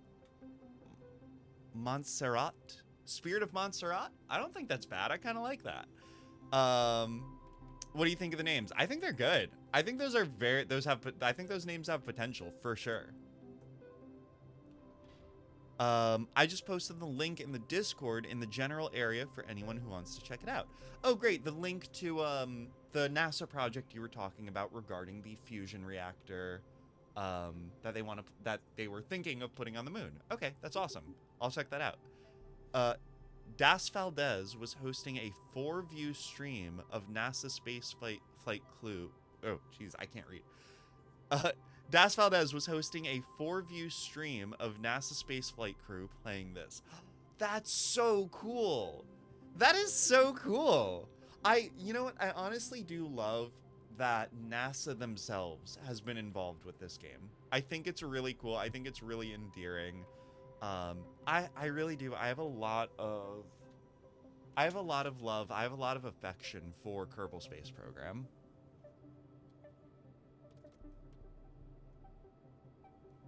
You know, I've said before, and I've said it before during this stream, that if I played this game... Actually, I don't think I said this during the stream. If I had played Kerbal Space Program while I was in high school, guaranteed I would be an aeronautics engineer right now. I genuinely think I would have gone into aeronautics if I had played this game as a teenager. But hey, now I get to just enjoy it as a gamer, so that's fine. All right, so I want to name my rocket. Where do I name it? Oh, okay, here we go. What do we want to name this? I like Spirit of Montserrat. I think we'll name it that. I don't know what Montserrat is, but it has a cool ring to it. And it sounds very aeronautical to me. And we'll save it. Let's see. Yep. Alright, fantastic. NASA Spaceflight is not part of NASA. They are a space news group. Well, you could have fooled me. They have NASA in their name. But okay. Alright, got it. That makes sense. All right, I think this will go fine. I don't see any problems with my rocket. I think we'll get to the moon easy. Montserrat is a mountainous Caribbean island, part of the Lesser Antilles chain, and a British overseas territory. Ooh, that's very cool. Wow, so first of all, I love that my launch scaffolding is taller than the launch tower. That's cool. That's great. We love to see it. Let's see. Okay, we have RCS, we have SAS, we have a full space flight. Oh wait. Nope, we just have Bill Kerman? Wait. Why do we just have Bill Kerman? I'm sorry, can I get an actual pilot on board? Yeah, can we revert to the VAB, please? Yeah. Yeah, confirm revert. Oh, look under the fixed launch tower. Wait, what do you mean look under the fixed launch tower? Look under the fixed launch tower. I'm not sure what you mean by that.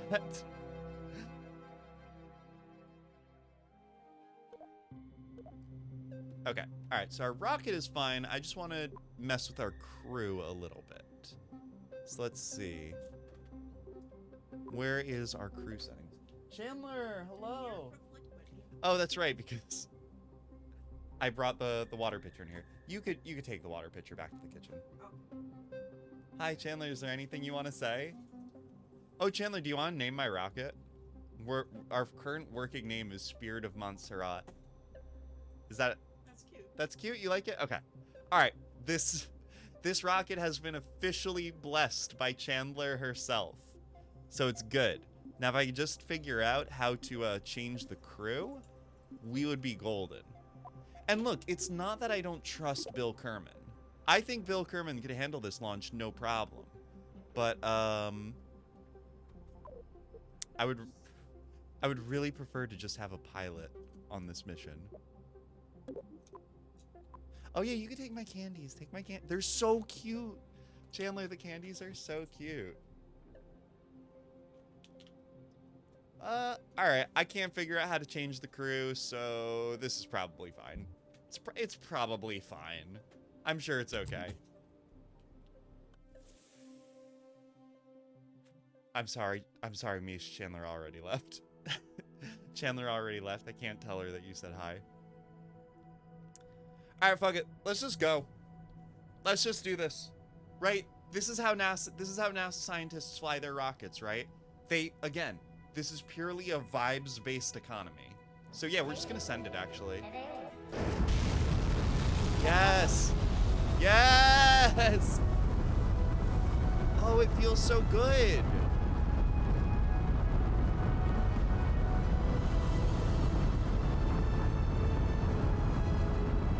It's so beautiful. Okay, you can stop turning now. Okay, you can stop turning now. Okay, you can stop turning now. Okay, you can stop turning now. Excuse me, Montserrat. You can stop turning. That's enough turning. That's enough turning, please. Okay. We can save this. We can save this. This is fine. We can save this. No. This is fine. This is actually how it's supposed to go. Guys, I don't think this is fine. I don't think this is fine, actually. Please. Go up. Ah! No! Bill! That was kind of ugly. Yeah, that,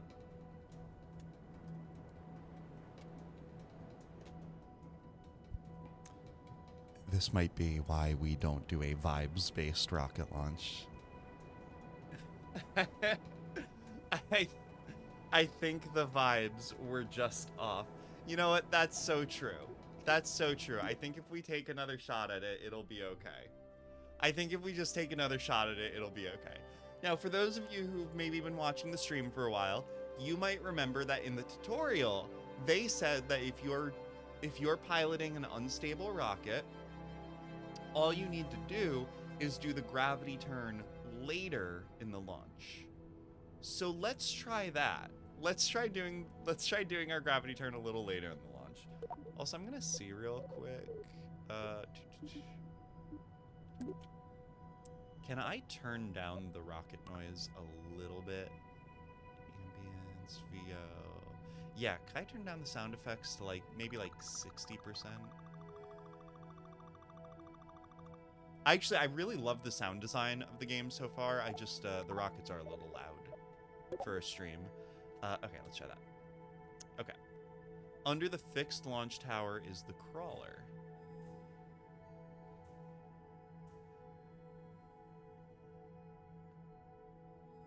What, you mean this? The crawler?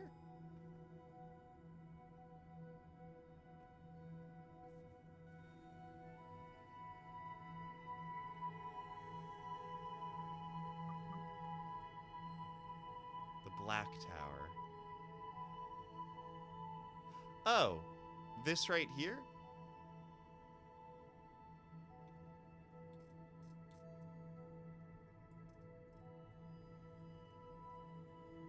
Oh, yeah, it has a crawler. That seems weird. Why would it have a crawler? What am I supposed to make of this detail?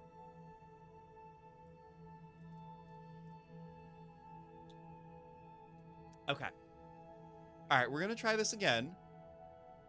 But we're gonna do our gravity turn later in the launch. And it'll be fine. This is the revenge of Montserrat. Exactly. That's exactly right. Okay. Somebody wasn't manifesting hard enough. I'm manifesting so hard right now. Also, I think we have way more delta V than is necessary, so we can afford to be less efficient. We're allowed to be less efficient with our launch. So let's see. We won't even start our gravity turn until we're in, like, the middle atmosphere, I think. That'll work for sure, I think. Hey, is the game audio still too loud? I'm just looking at the levels. It looks a little loud. Maybe it's fine. Okay. I'm gonna start turning like a little bit. Like just a little bit. Our goal, of course, okay, just a little turn. Just a little turn. Just a little turn. Just a little turn. Okay, yep, perfect. This is perfect. This is actually perfect. Okay, we can put a little more stank on this. We can put a little bit more stank on this. Yeah. Perfect. Alright, so as we know, our goal today is to get to the moon. Okay, that's what we're trying to do.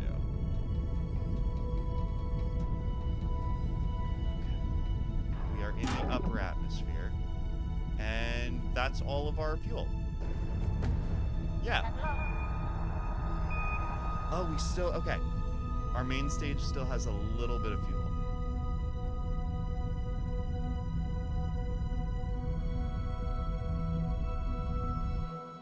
Okay, and that is our main stage finished.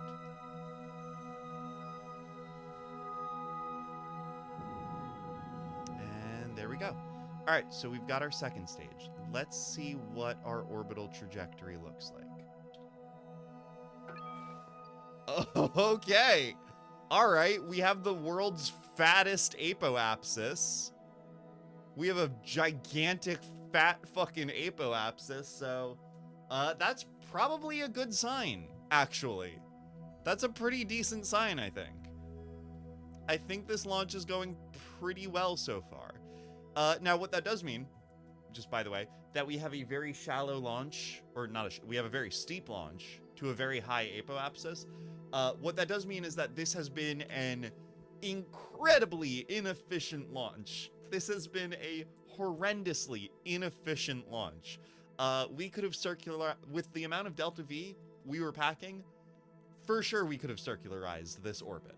But you know what? Again, we are not NASA engineers. This is completely a vibes-based rocket launch. We're not doing any calculations. We're not doing any planning. We are going off of vibes only, baby, and that is how we like it. So again, our goal is to get to the moon, or again the mun, I guess, as they were calling it. I don't know. So okay, here's the moon. What is that little circle? Okay.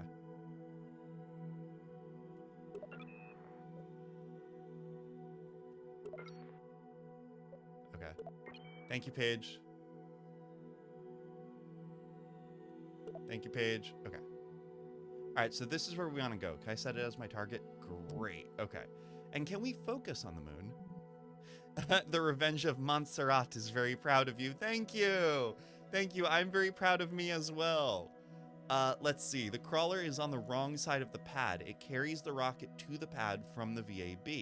In addition to that, it is under permanent infrastructure. Huh. Okay. That's weird. That seems like a pretty obvious thing to mess up. I don't know how they would have how they messed that up. We have a huge vibes budget. So yes, our vibes budget is off the chart. And actually, our actual budget is off the charts too, because we are playing in sandbox mode. So we are rich in all kinds of resources today. All right, so this is the moon. This is where we want to go. And doesn't she look so sweet? Doesn't the moon look so beautiful? Yeah, you know what? This is great. It looks like I'm already playing with the parallax mod. I'm not going to try and target any particular part of the moon because I know that's just asking for trouble. If we can land on the moon, this stream is a success. This stream is a success. All right, can I refocus on my craft? Shit, how do I... There we go. All right, cool. We just naming spaceships on Island of the Caribbean. Yeah. Yeah, exactly. I mean, here's the thing, though. Here's the thing. We were talking earlier about Carl Sagan's description of the cosmic ocean, right? Of the untouched frontier of outer space, right? And really, what is a spaceship if not a modern ocean-going ship? You know what I mean? It's all the same thing. So I kind of like the idea of naming a spaceship after actual ships. I think that's really cool. So I think Revenge of the Montserrat, I think that's a really cool name for a rocket. I think that was a good idea. Whoa, whoa. Okay, the game's paused. I get it. All right, so we are approaching our apoapsis. Oh. Is there... Oh, okay, there we go. That's not a real ship name? Oh, okay, well. Whatever. It sounds like a real ship name, so I like it. I still think it's cool. I stand by it. I said what I said. Alright, let's start a little bit of a burn. Oh, yeah, okay. Okay, we're burning.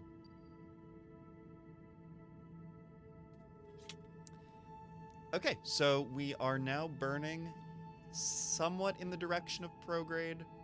I am widening my orbit even more, so maybe we should wait until we get to the apoapsis. It also looks like we have plenty of fuel to circularize this orbit.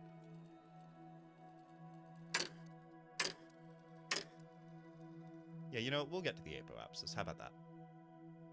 Flying Dutchman is a very good name. Alright, so we're going to point our ship in the prograde direction. And we're just going to start a burn.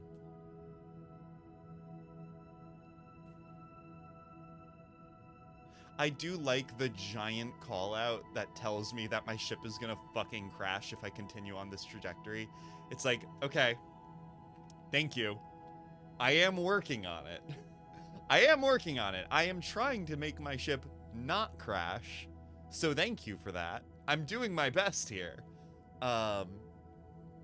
Okay, so it looks like we have used probably about 80% of our fuel for this stage. and we are already getting pretty close to a well-circularized orbit.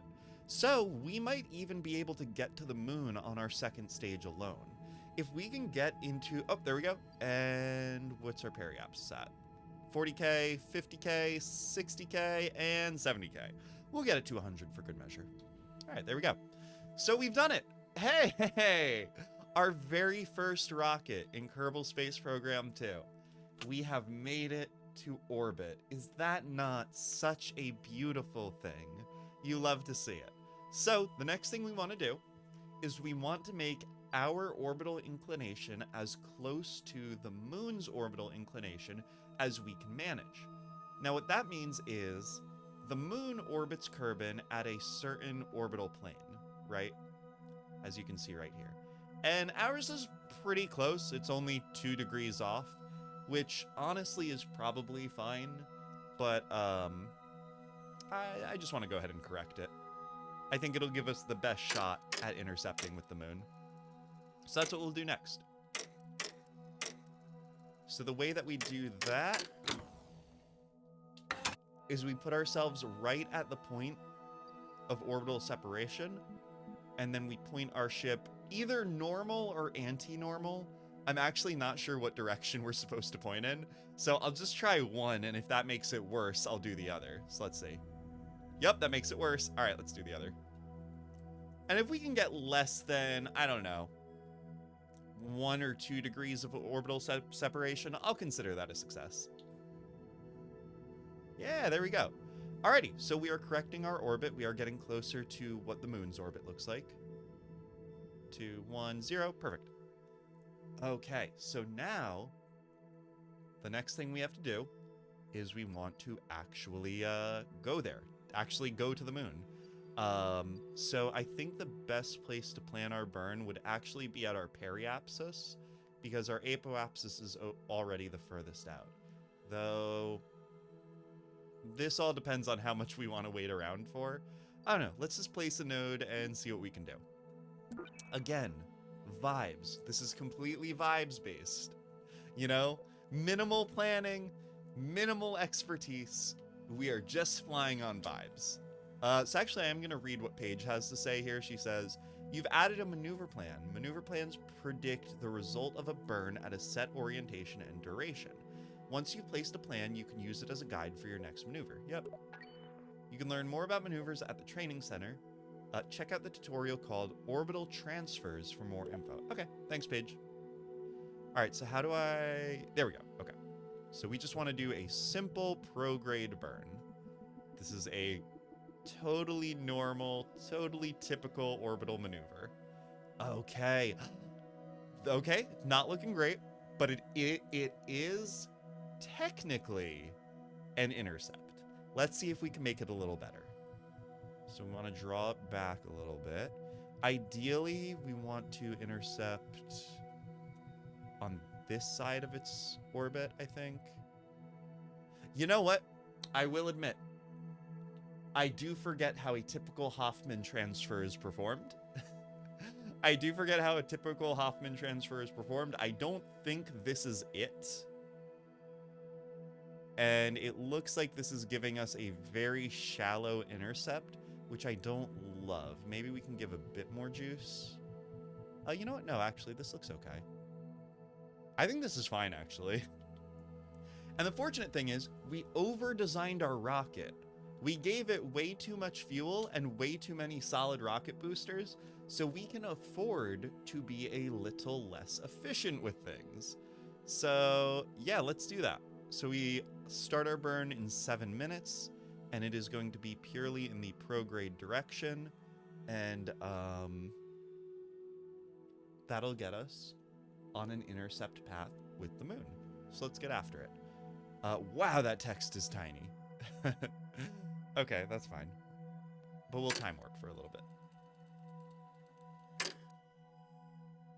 So, for those of you who have been following my channel, right, you may have noticed that at the start of the new year, we've started scheduling our games and our activities a little bit differently. I've been trying to do a different thing every single stream, right? which probably means that next Saturday or next Thursday or whenever the next stream is, we won't be playing Kerbal Space Program again, right? However, I am so far very impressed with this game, and I would like to play more of it. So, what I think we might do going forward is whenever this game has a major content update, I'll do a stream of it, right? Next time there's, you know, when they do the colonies update, I would love to do a stream of it. When they add science, or when, really, okay, let me put it like this. The next time I want to play this game is once they add a campaign mode. I'm kind of not interested in playing this game much more until they've added a campaign mode. I legitimately feel that the campaign mode in Kerbal Space Program 1 really was a very engaging addition to the game. And I think it was a really fun means of progression. And it had a lot of really nice goals and a lot of really nice ways to progress through the game. So yeah, I'm kind of not interested in playing the game again until they add a campaign mode. All right, so we are coming up on our maneuver node. We're at T-1 minute. So we're time warping like 4 times in the future. So I don't want to overshoot it. That would be very sad. I don't know how long our burn is either. So we'll start with like 20 seconds remaining. That's probably fine. All right, let's go.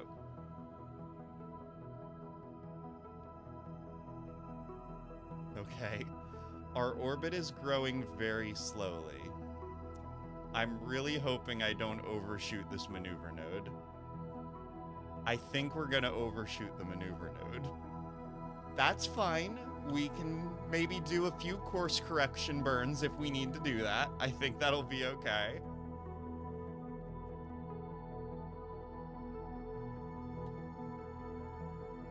Yeah, this burn is taking a lot longer than I thought it would.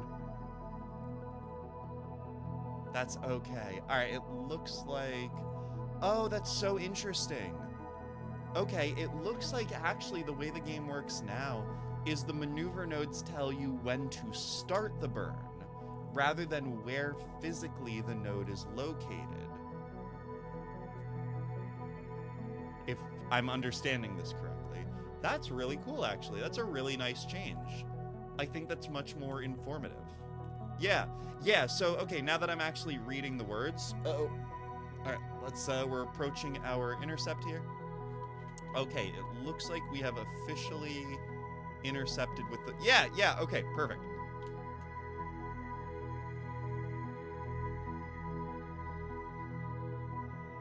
All right, we don't need our node anymore. It's just getting in the way. Okay. So we have a very brief encounter with the moon. Yep, okay, that looks good. I think any more juice we put on it is just gonna make it worse. But yeah, so Lily says that's nice, and I agree, right? So previously in Kerbal Space Program 1, when you place a maneuver node, it would just tell you when your node is, right? The game would say, you're gonna reach your node in 2 hours. You're gonna reach your node in 30 seconds, right? And if your burn took 5 seconds, you know, you would want to start 2 seconds before the node. Hello, Black Cat Muse. Oh, I love that name. I love anything cat themed. That is so sweet. Thank you so much for following. As you know, every follower gets a glow stick. And your glow stick is a beautiful, beautiful yellow color. Ooh, I love that for you. It kind of matches the fit. If you don't mind me saying, it kind of matches the outfit. So let's go ahead and... Oh, shit. It's your favorite color? I love that. I mean, I could see your name color on Twitch is a very nice yellow color. Well, I think it's very fortuitous that I drew this color for you then. All right, so let's see. Vaultman has redeemed a single card tarot reading. Ooh, okay. I love that. I'll go ahead and get my tarot deck and see what we draw for you. In the meantime, Vault, I would like you to think, what question do you have for the tarot? What question would you like the tarot to answer for you? As we know, the tarot does not provide answers, and its fate is not certain. However, tarot does give you mirrors from which to reflect upon your life. So I hope that this card may provide you insight on what it is that you seek guidance on. So you don't have to tell me what your question is. You don't have to tell me what your subject is, right? But just think about it in your head, okay? Think about something you would like guidance on. Hold it in your head, hold it in your heart, and channel that energy towards me. Will I gain more friends? Okay, all right, that's a good question. And it's okay that you told me the question too. That's totally fine. Will I gain more friends? That is such a sweet question, and I think it's a good one. So let's see what the tarot has to say. So we get, what is that? Strength. Whoa, okay. Okay, that is a really good card. All right, so you have drawn the 11th major arcana, Strength, represented by a lion holding a rose in its mouth. Hey, all right, we've done it. We have reached our intersection with the moon. Let's go ahead and get ready for our retrograde burn. We're gonna do our retrograde burn at the periapsis. Let's see real quick. How fast are we going? Do I need to start this burn earlier? We have a bit of time to kill. Let's read what this card represents. So it is the 11th major arcana, Strength, which represents mastery of emotions. My book says, it is common to think of this card as the roaring, devouring side of the lion. But look again, the strength this card suggests is a much deeper force that's found within. The lion represents our most patient, composed self. He's a master of focus, compassion, and self-control. When this card comes up, you're in need of harnessing this power for yourself. All the courage you need can be found in the muscle known as the heart. Wow. Okay. So you were looking for guidance on friends and friendship, and I think the Strength card is a really good card for that.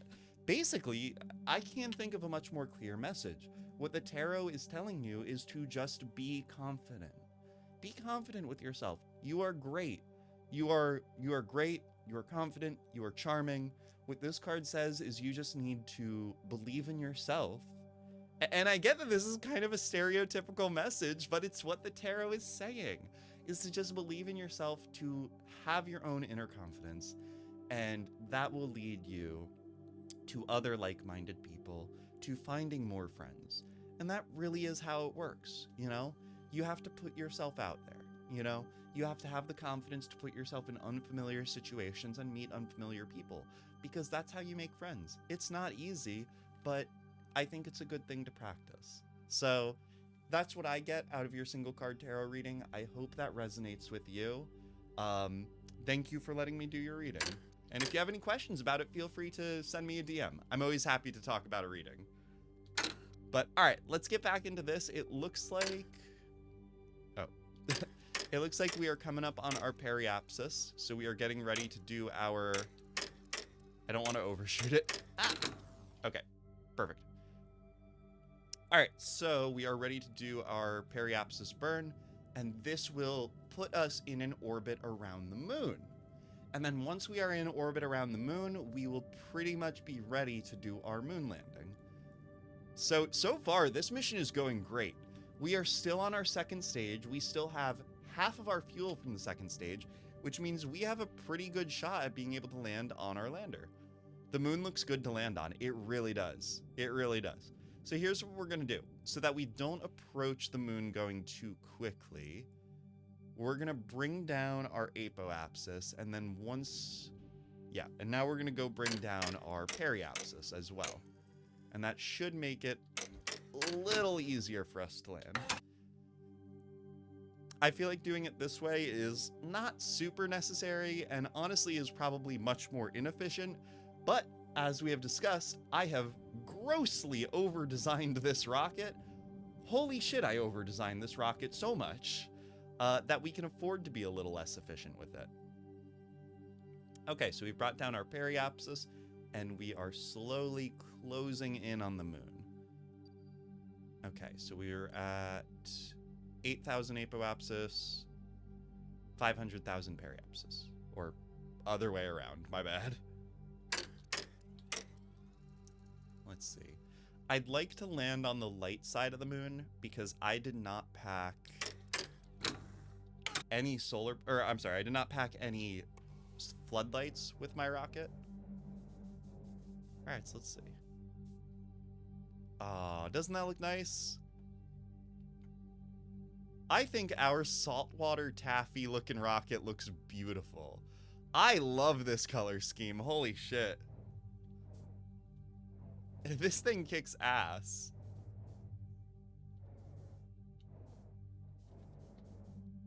Here, I'm just seeing if maybe I can, I want to get a photo of my rocket.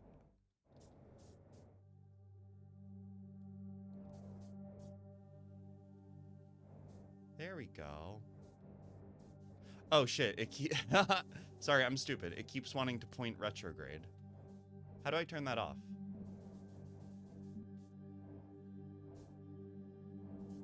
I guess that works, actually.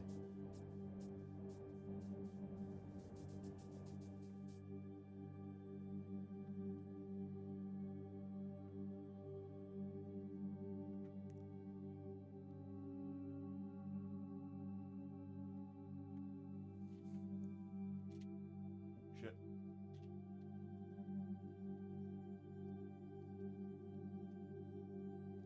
Okay, sorry, I was trying to take a Steam screenshot, but it also brought up that, I don't know, that debug menu or whatever. Okay, cool. All right, anyway, let's get ready to land. I think this is a good place to land. So again, I want to land on the light side of the moon because I did not bring any lights with me. And landing in the pitch darkness would be pretty difficult, actually. I don't trust myself to be able to do that. All right, and it looks like right now we are projected to land in the lowlands, which I think would actually be a pretty good spot to land because it should be fairly smooth. Flat? That's the word. We should have a pretty flat landing site. All right, that looks pretty good. Though I don't think that's the lowlands anymore. It looks like we'll be landing in the highlands, which I guess that's fine. I guess that's okay, too. All right, let's get ready to make our descent. This, in my opinion, is the most sort of nerve-wracking part of a mission. Because there's really not a single good way of doing this, if I'm being honest. I'm sorry, there probably is.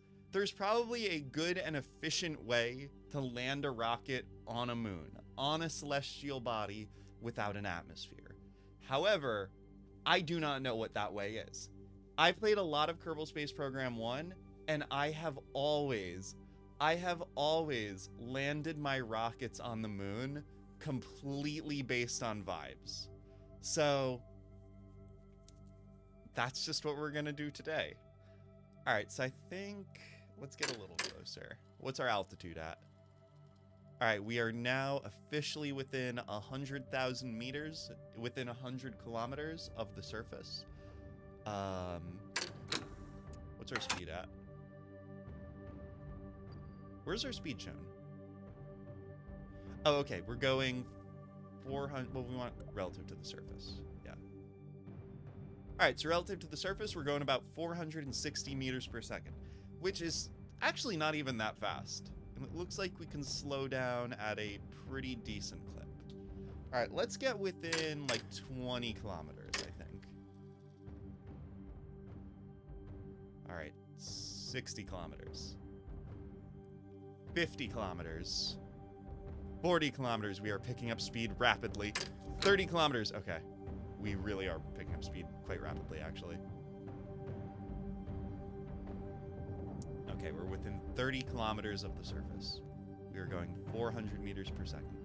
I think we can move back to our, yeah, to this view. Perfect.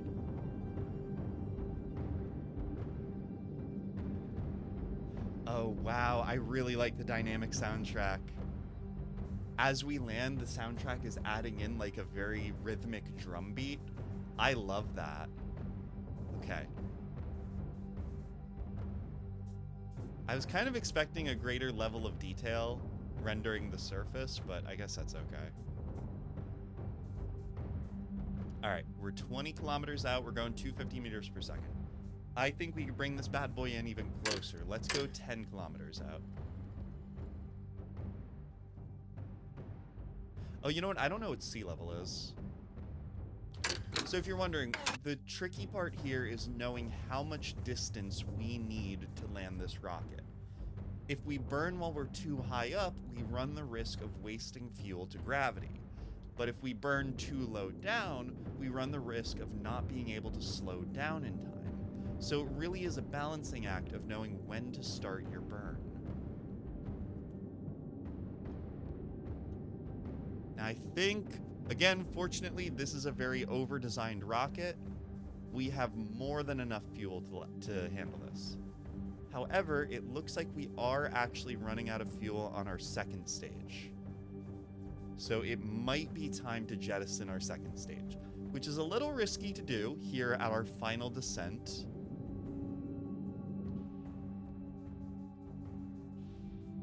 Okay, now another thing we could do, one of the benefits of having a liquid fuel booster, is we can throttle. We don't need to go full blast, so we can make a more gentle descent. All right, we are now 3,000. We're 3 kilometers from the surface. Well, 3.5, but you get the idea. We're nearly there. Okay. We are. Let's go ahead for good measure. Let's put out our landing gear. I don't know why my camera just did that. It's fine. I'm putting out my landing gear now for one particular reason. If we are landing with our second stage, we don't need it. However, depending on how this landing goes, our second stage is viable to just blow up. Also, while we're here, I'm going to activate my final stage rocket. Just in case.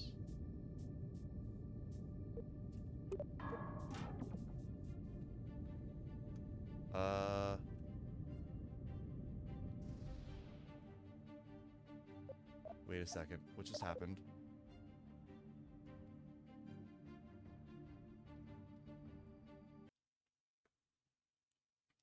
I think I might have just fucked up colossally.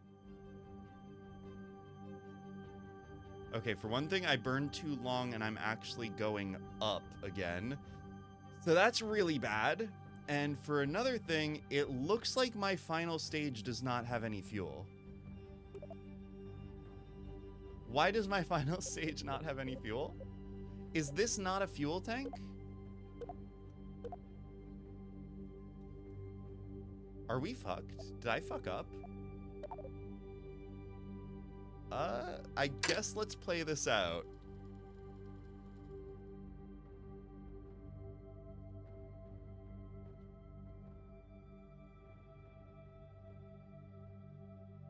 I don't know what happened there.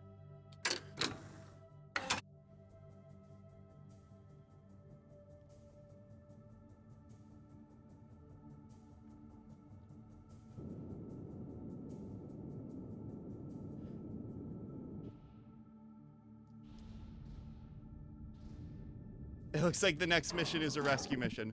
So I want to be clear. Oh shit, we're not facing retrograde.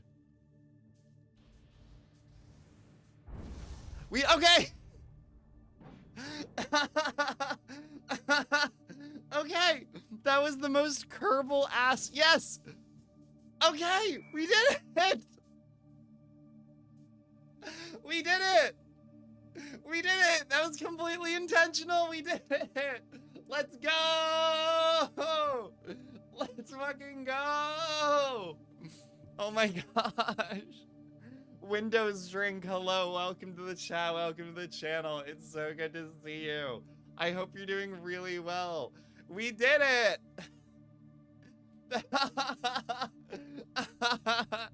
That was the most Kerbal ass launching I've ever seen. I fucked up the descent. I wasn't pointing my rocket in the right direction.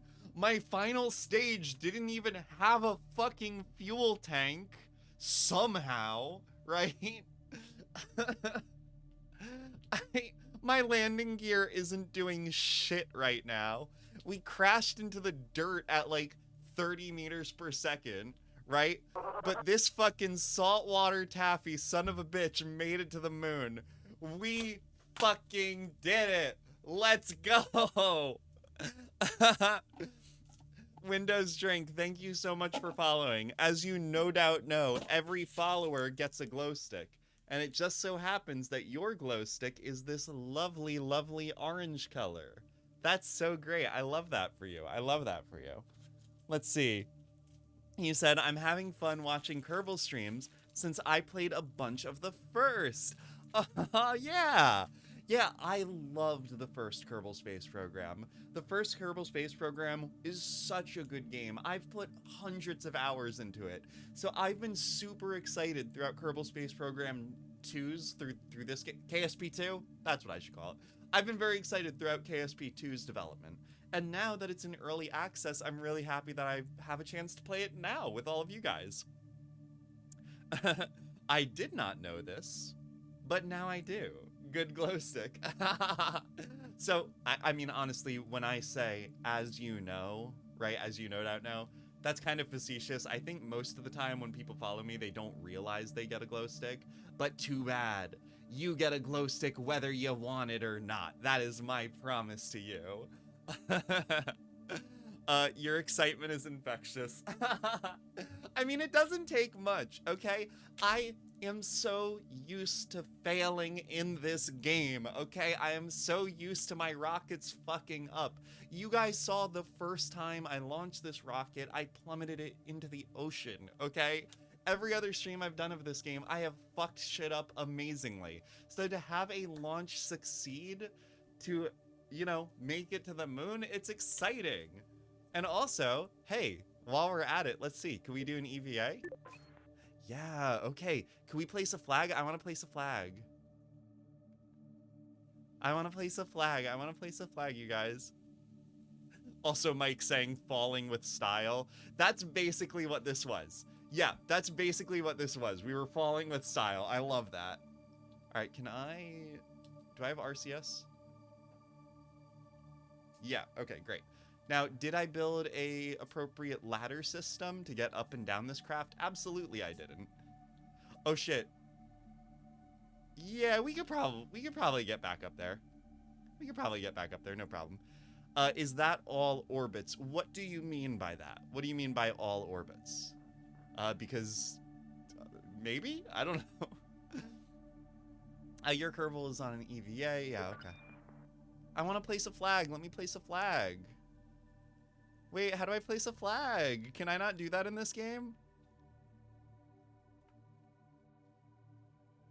Oh, isn't that all orbits falling with style? That's true. That's true. I can. How do I place a flag? Let's see. Because in KSP1 you would right click on your Kerbal. Maybe I click on his name up here. Maybe I click on the jetpack. I've definitely seen someone plant a flag in another stream, but I can't remember how. Okay. We have all the brightest minds on Twitch, okay? Right here in this chat, we have all the brightest minds. So we can figure this out. Kerbal Manager?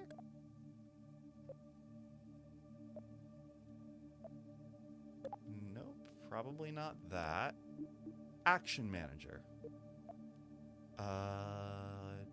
Nope, don't see it there. Resource Manager.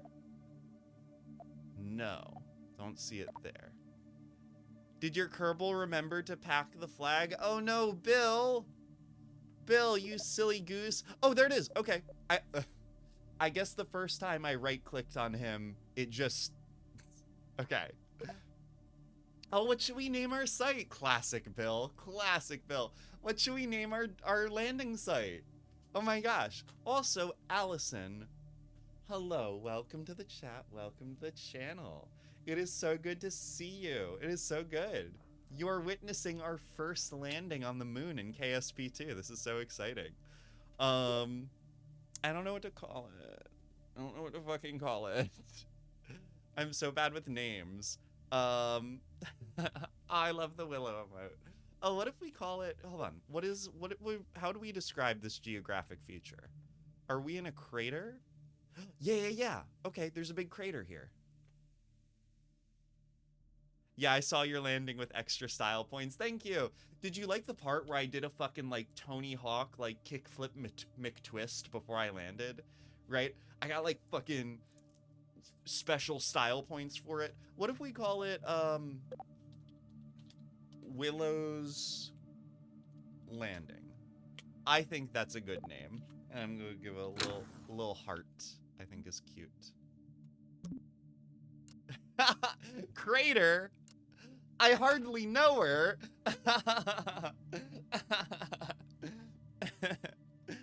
All right, we did it. Here we are at Willow's Landing. Our very first.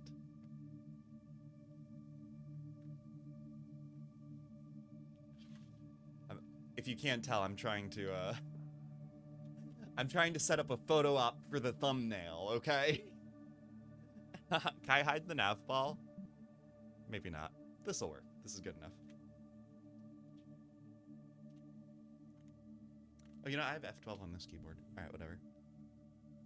All right, we did it. Y'all, we did it. We landed on the moon. I'm so excited. And, that's pretty much all we had planned for this stream. I think the last thing I want to do before we sort of close out for the day, right, is I want to take a look at the solar system. Oh my gosh. K the Unstinky. K the Unstinky. Hello, welcome to the chat, welcome to the channel. It's so good to see you.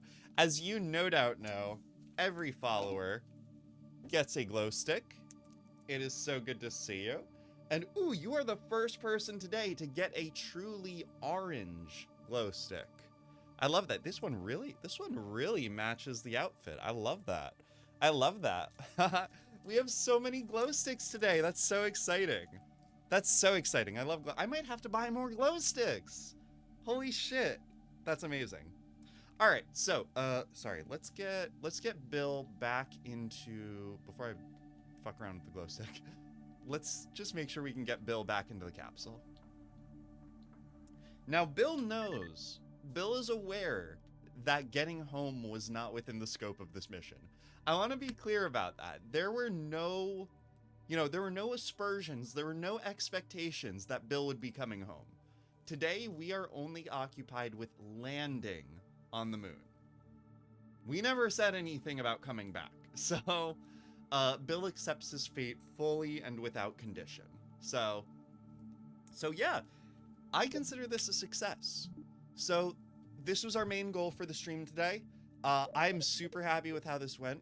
But before we wrap up for the day, I want to check out the solar system. I want to look at all the other planets and all the other celestial bodies that we have in this game. But I want to put some music on. I really like the sort of ambient soundtrack that this game has, but while we chill out, I think I want to listen to some like normal music. You know what I mean? Yeah, let's put on our normal playlist, I think. Yeah, we'll put on our typical playlist, I think. The one that I usually listen to.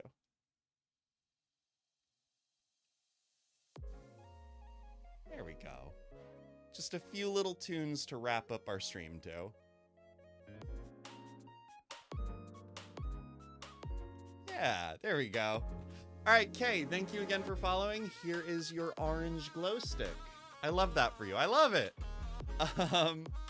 Told you it was good. Yes. So, okay, Elus, the dynamic soundtrack is really good, and I definitely want to listen to it when I am playing the game on my own time, right? I think it'll be really nice for that. But for right now on stream, I want to listen to my music.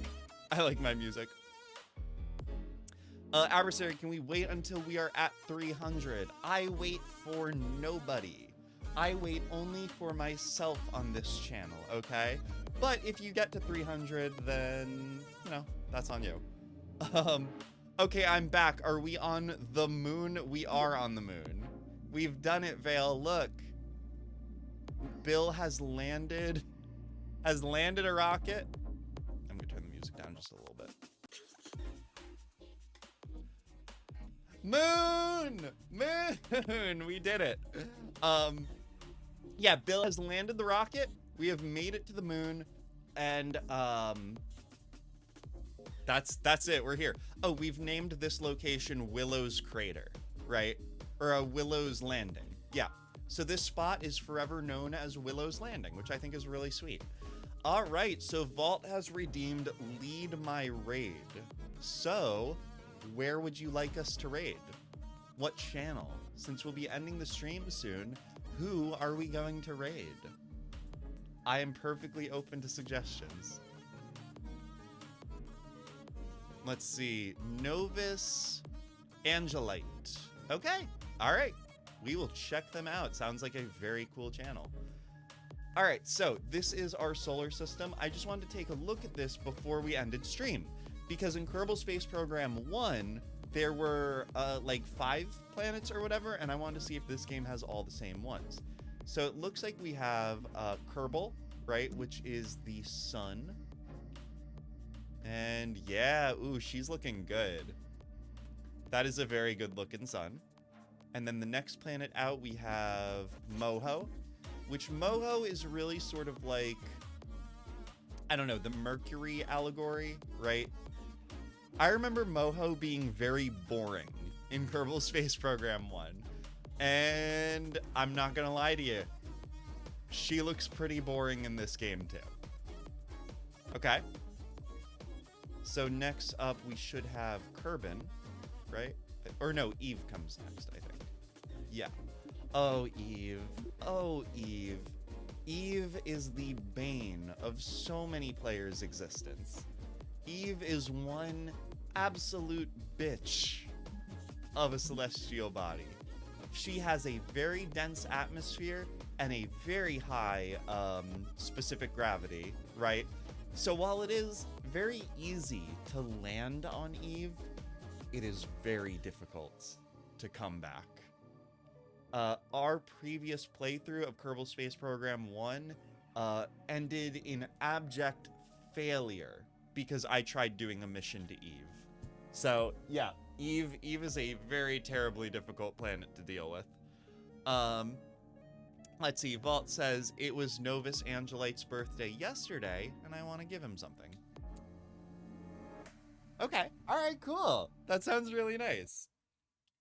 We will definitely stop by as soon as we are done. We are done here. My headphones died, so I'm repairing them. All right, fantastic. All right, so let's see. After Eve, I think that's when we have Kerbin. Nimbus? See, this is why I wanted to check.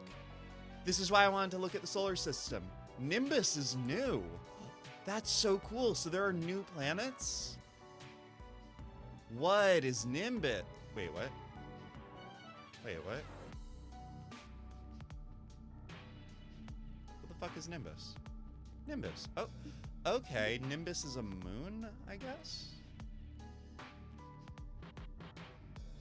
Huh. It's a moon. You know, let's head back to the tracking station and see if they have like a little wiki. I want to read about this.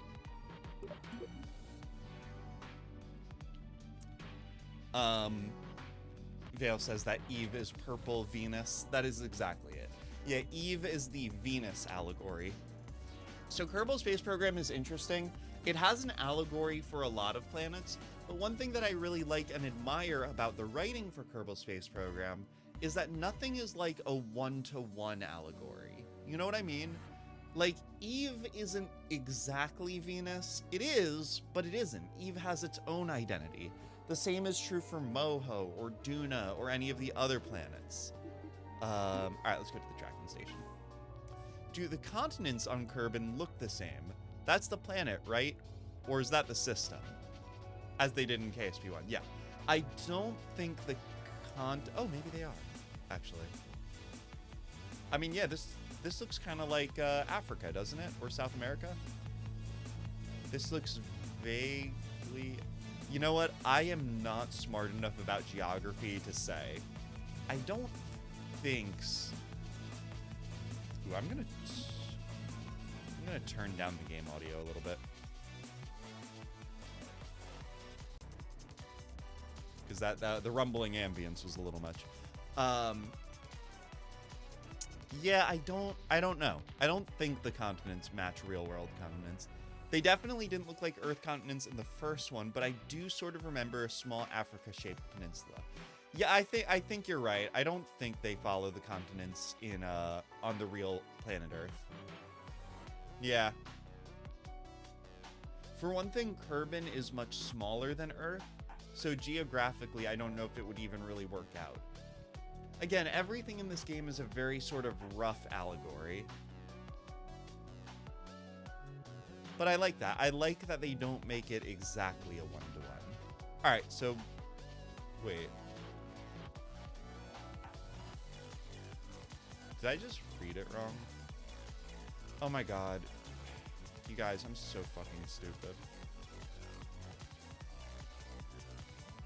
I'm so fucking brain dead.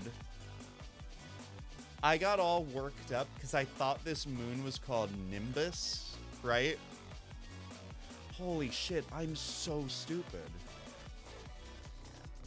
I got so worked up because I thought this moon was called Nimbus. Nimbus, like a cloud. It's called Minimus. I just read it wrong. Minimus was in the first game. That's not remarkable. There's nothing special about that. Okay, this is just the one from the first game. No, Minimus isn't green. What the fuck? In the first game, Minimus was like this bright green color. It looked like mint ice cream, right? And sure, it didn't look real, right? It didn't look realistic, but it gave it character. This is not nearly as... I'm actually kind of torn up about that. I kind of hate it, actually. I love that Minimus looks like mint ice cream. This looks like Rocky Road at best.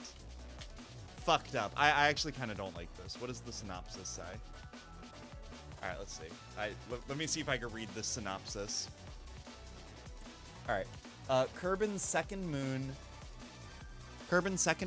Minimus, was long overlooked as most believed it was only a As most believed it was only a dead pixel or dust, much like Gilly. Despite the challenges of visiting it in its slightly inclined orbit, scientists were eager to study Minimus's fascinating geology, especially after seeing its impossible ice-like surface. Further analysis led to researchers to conclude that the ice is actually glass, much to the dismay of Minimus's Mystic Crunch milkshakes. Okay, so I do think it is very interesting that Minimus has ice on it. Or, I'm sorry, that Minimus has glass on it and not ice. I think that is really cool. I think that's a really cool detail. But, like, yeah, unplayable. Minimus is not green enough. Unplayable. Minimus is not green enough. That's fucked up. That's kind of fucked up. Oh, by the way, if you go to Novus, he is family friendly. Okay. Okay, I'll keep that in mind. I will not say any bad gamer words. I'm kind of upset. Minimus isn't green. This is fucked up. But let's keep going. Let's see what else we can find in the solar system. Let's see. We've got Ike. Or wait, this is Duna, right? Yeah, okay. So we've got Duna. Duna's good. I like Duna. Duna is our Mars allegory, right? It's supposed to be our Mars-like planet. I like Duna. I think Duna is cool. I think it's cool that Duna has a very thin atmosphere. I like that it has a lot of like slopes and dunes. I think it's a very interesting planet. So, all right, it looks like we've still got Ike in the mix, which Ike is very good to make as like a refueling stop or something. So that's cool. All right, so Duna is fine. Duna is still there. Let's see. We've got Drez. Drez, one of the most boring planets in the solar system. I think, okay. Can I blast Drez? I think Drez is the most boring planet in the solar system. It's a rock. It's a fucking rock, okay? Do you even have an atmosphere? What are you even doing? 0 ATMs. 0 ATM. It has no atmosphere. Drez fucking sucks. This is the worst planet in the entire solar system. Yeah, fuck this one. Do you ever use the Stellarium program? What is the Stellarium program? Yup. Rock. You're with me on this, Lily. It's just a rock. It's just a rock. Now, you want an interesting planet? We got Jewel. Hell yeah, we got Jewel. Okay. Now, Jewel is a very cool planet because it is a gas giant. So I think you can't land on Jewel, right? It doesn't have a surface. Is that right? Oh, wow. Jewel actually looks really pretty. I really like what they did with Jewel. You know what would be really cool? And I imagine this isn't in the scope of the game. It would be very cool if, like, these waves and, like, the gas actually flowed. Like, if the gas was animated, holy shit, that would kick ass. If I speed it up, nah, it's just a JPEG. It would be really cool if the gas was animated. It looks like it should be, but, you know, I imagine that might be kind of difficult. All right, and then Jewel has all of its beautiful moons, Lathe, Val, Tylo, Bop, and Pole. We don't have to look at all of these moons, but I do want to check out Lathe, because Lathe is a super interesting moon. Yeah, see, Lathe is like almost kind of vaguely Earth-like, with a giant wide ocean and lots of islands. Lathe is super cool. And it's a moon. It's a moon around a gas giant. That's so cool. I love Lathe. I love Lathe so much. Vale says perhaps it will be. Yeah, exactly. That is kind of the cool thing about an early access game. You know, as much as we were trashing early access earlier in the stream, and we should trash early access games. For as much as we were trashing them, it is really cool that they give you the chance to see a game grow and evolve over time. I think that's really cool. All right, let's see Elu. I think this is our last one. Elu is our Pluto allegory, our lone little planet far out in the Kerbin system. Elu is fine, also pretty boring, but Elu does have the distinction of being the furthest out in the solar system, which makes it kind of interesting to get to. It's a very interesting destination. So, yep. Actually, ooh, you know what?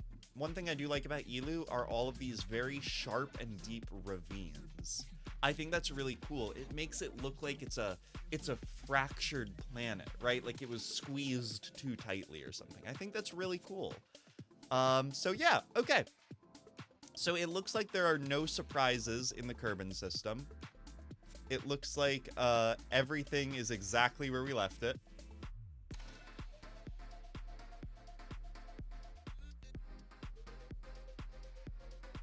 Yep. All right, it looks like everything is exactly as we remember it. Now let's see, can we zoom out even more and see where other solar systems might be? No. So as we know, we were looking at the roadmap earlier in the stream. You can take a look at that again. We were looking at the roadmap earlier in the stream, and it looks like in the Interstellar update and in the Exploration update, they plan on adding one new solar system each. I am really interested to see what they add in the new solar systems. I think it should be really cool. But, yeah. So anyway, that's pretty much it. That's pretty much it for this solar system in-game for what we have now. I think, honestly, the Kerbin system is perfect. Like, legitimately, I think each celestial body explores a new gameplay mechanic, explores a new challenge that you are faced with in aeronautics, right? Like, I think each one has some sort of unique aspect to it. You know, some of them are more unique than others, right? You know, Drez and Elu leave a little bit to be desired.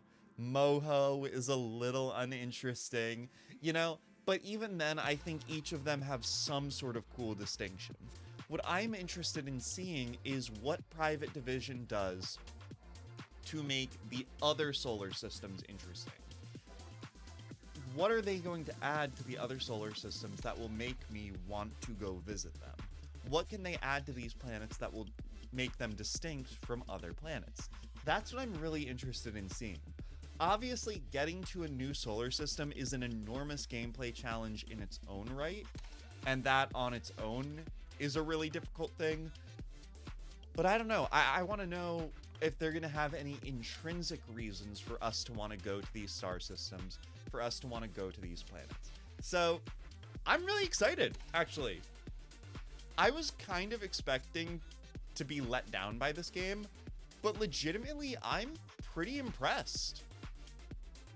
It's kind of like we talked about. Right now, it is disappointing that the game seems to be missing a lot of content, especially that the game seems to be missing content that was already in the first game. That kind of doesn't feel amazing. But I think it's a great base. I think the game is an outstanding base. And if they can realize the potential, this might be my new favorite simulation game of all time. So, I guess I'll check back with you guys in like 3 years, and we'll see how it goes. Or maybe the game will get canceled. We'll see. Let's see. Mike says, Stellarium is a program that you can explore the other solar systems with. It has all kinds of info on shows where everything is in relation to where you are. So you can use it for stargazing with a telescope also. That's so cool. I love that. I haven't used that, but it sounds really cool. I should give it a try. I should get a telescope, actually. That would be so cool. Vale says, so does... I forget what green Jupiter is called. Does that cover all of the allegory for the gaseous planets? Yes, it does. It sure does. The planet is called Joule, and it fits every other gas giant. I would think they would also add the summer triangle in Denebeb is the first. Oh, okay. I don't know what the summer triangle is, but sure. Anyway, okay, the raid is kicking us out. Sorry, I talked too long, but we have to leave now. The stream is over. Anyway, bye. I'll catch you guys on Thursday with our first March stream. Goodbye. I love you so much. I had so much fun. Bye, bye, bye, bye, bye, bye, bye, bye, bye.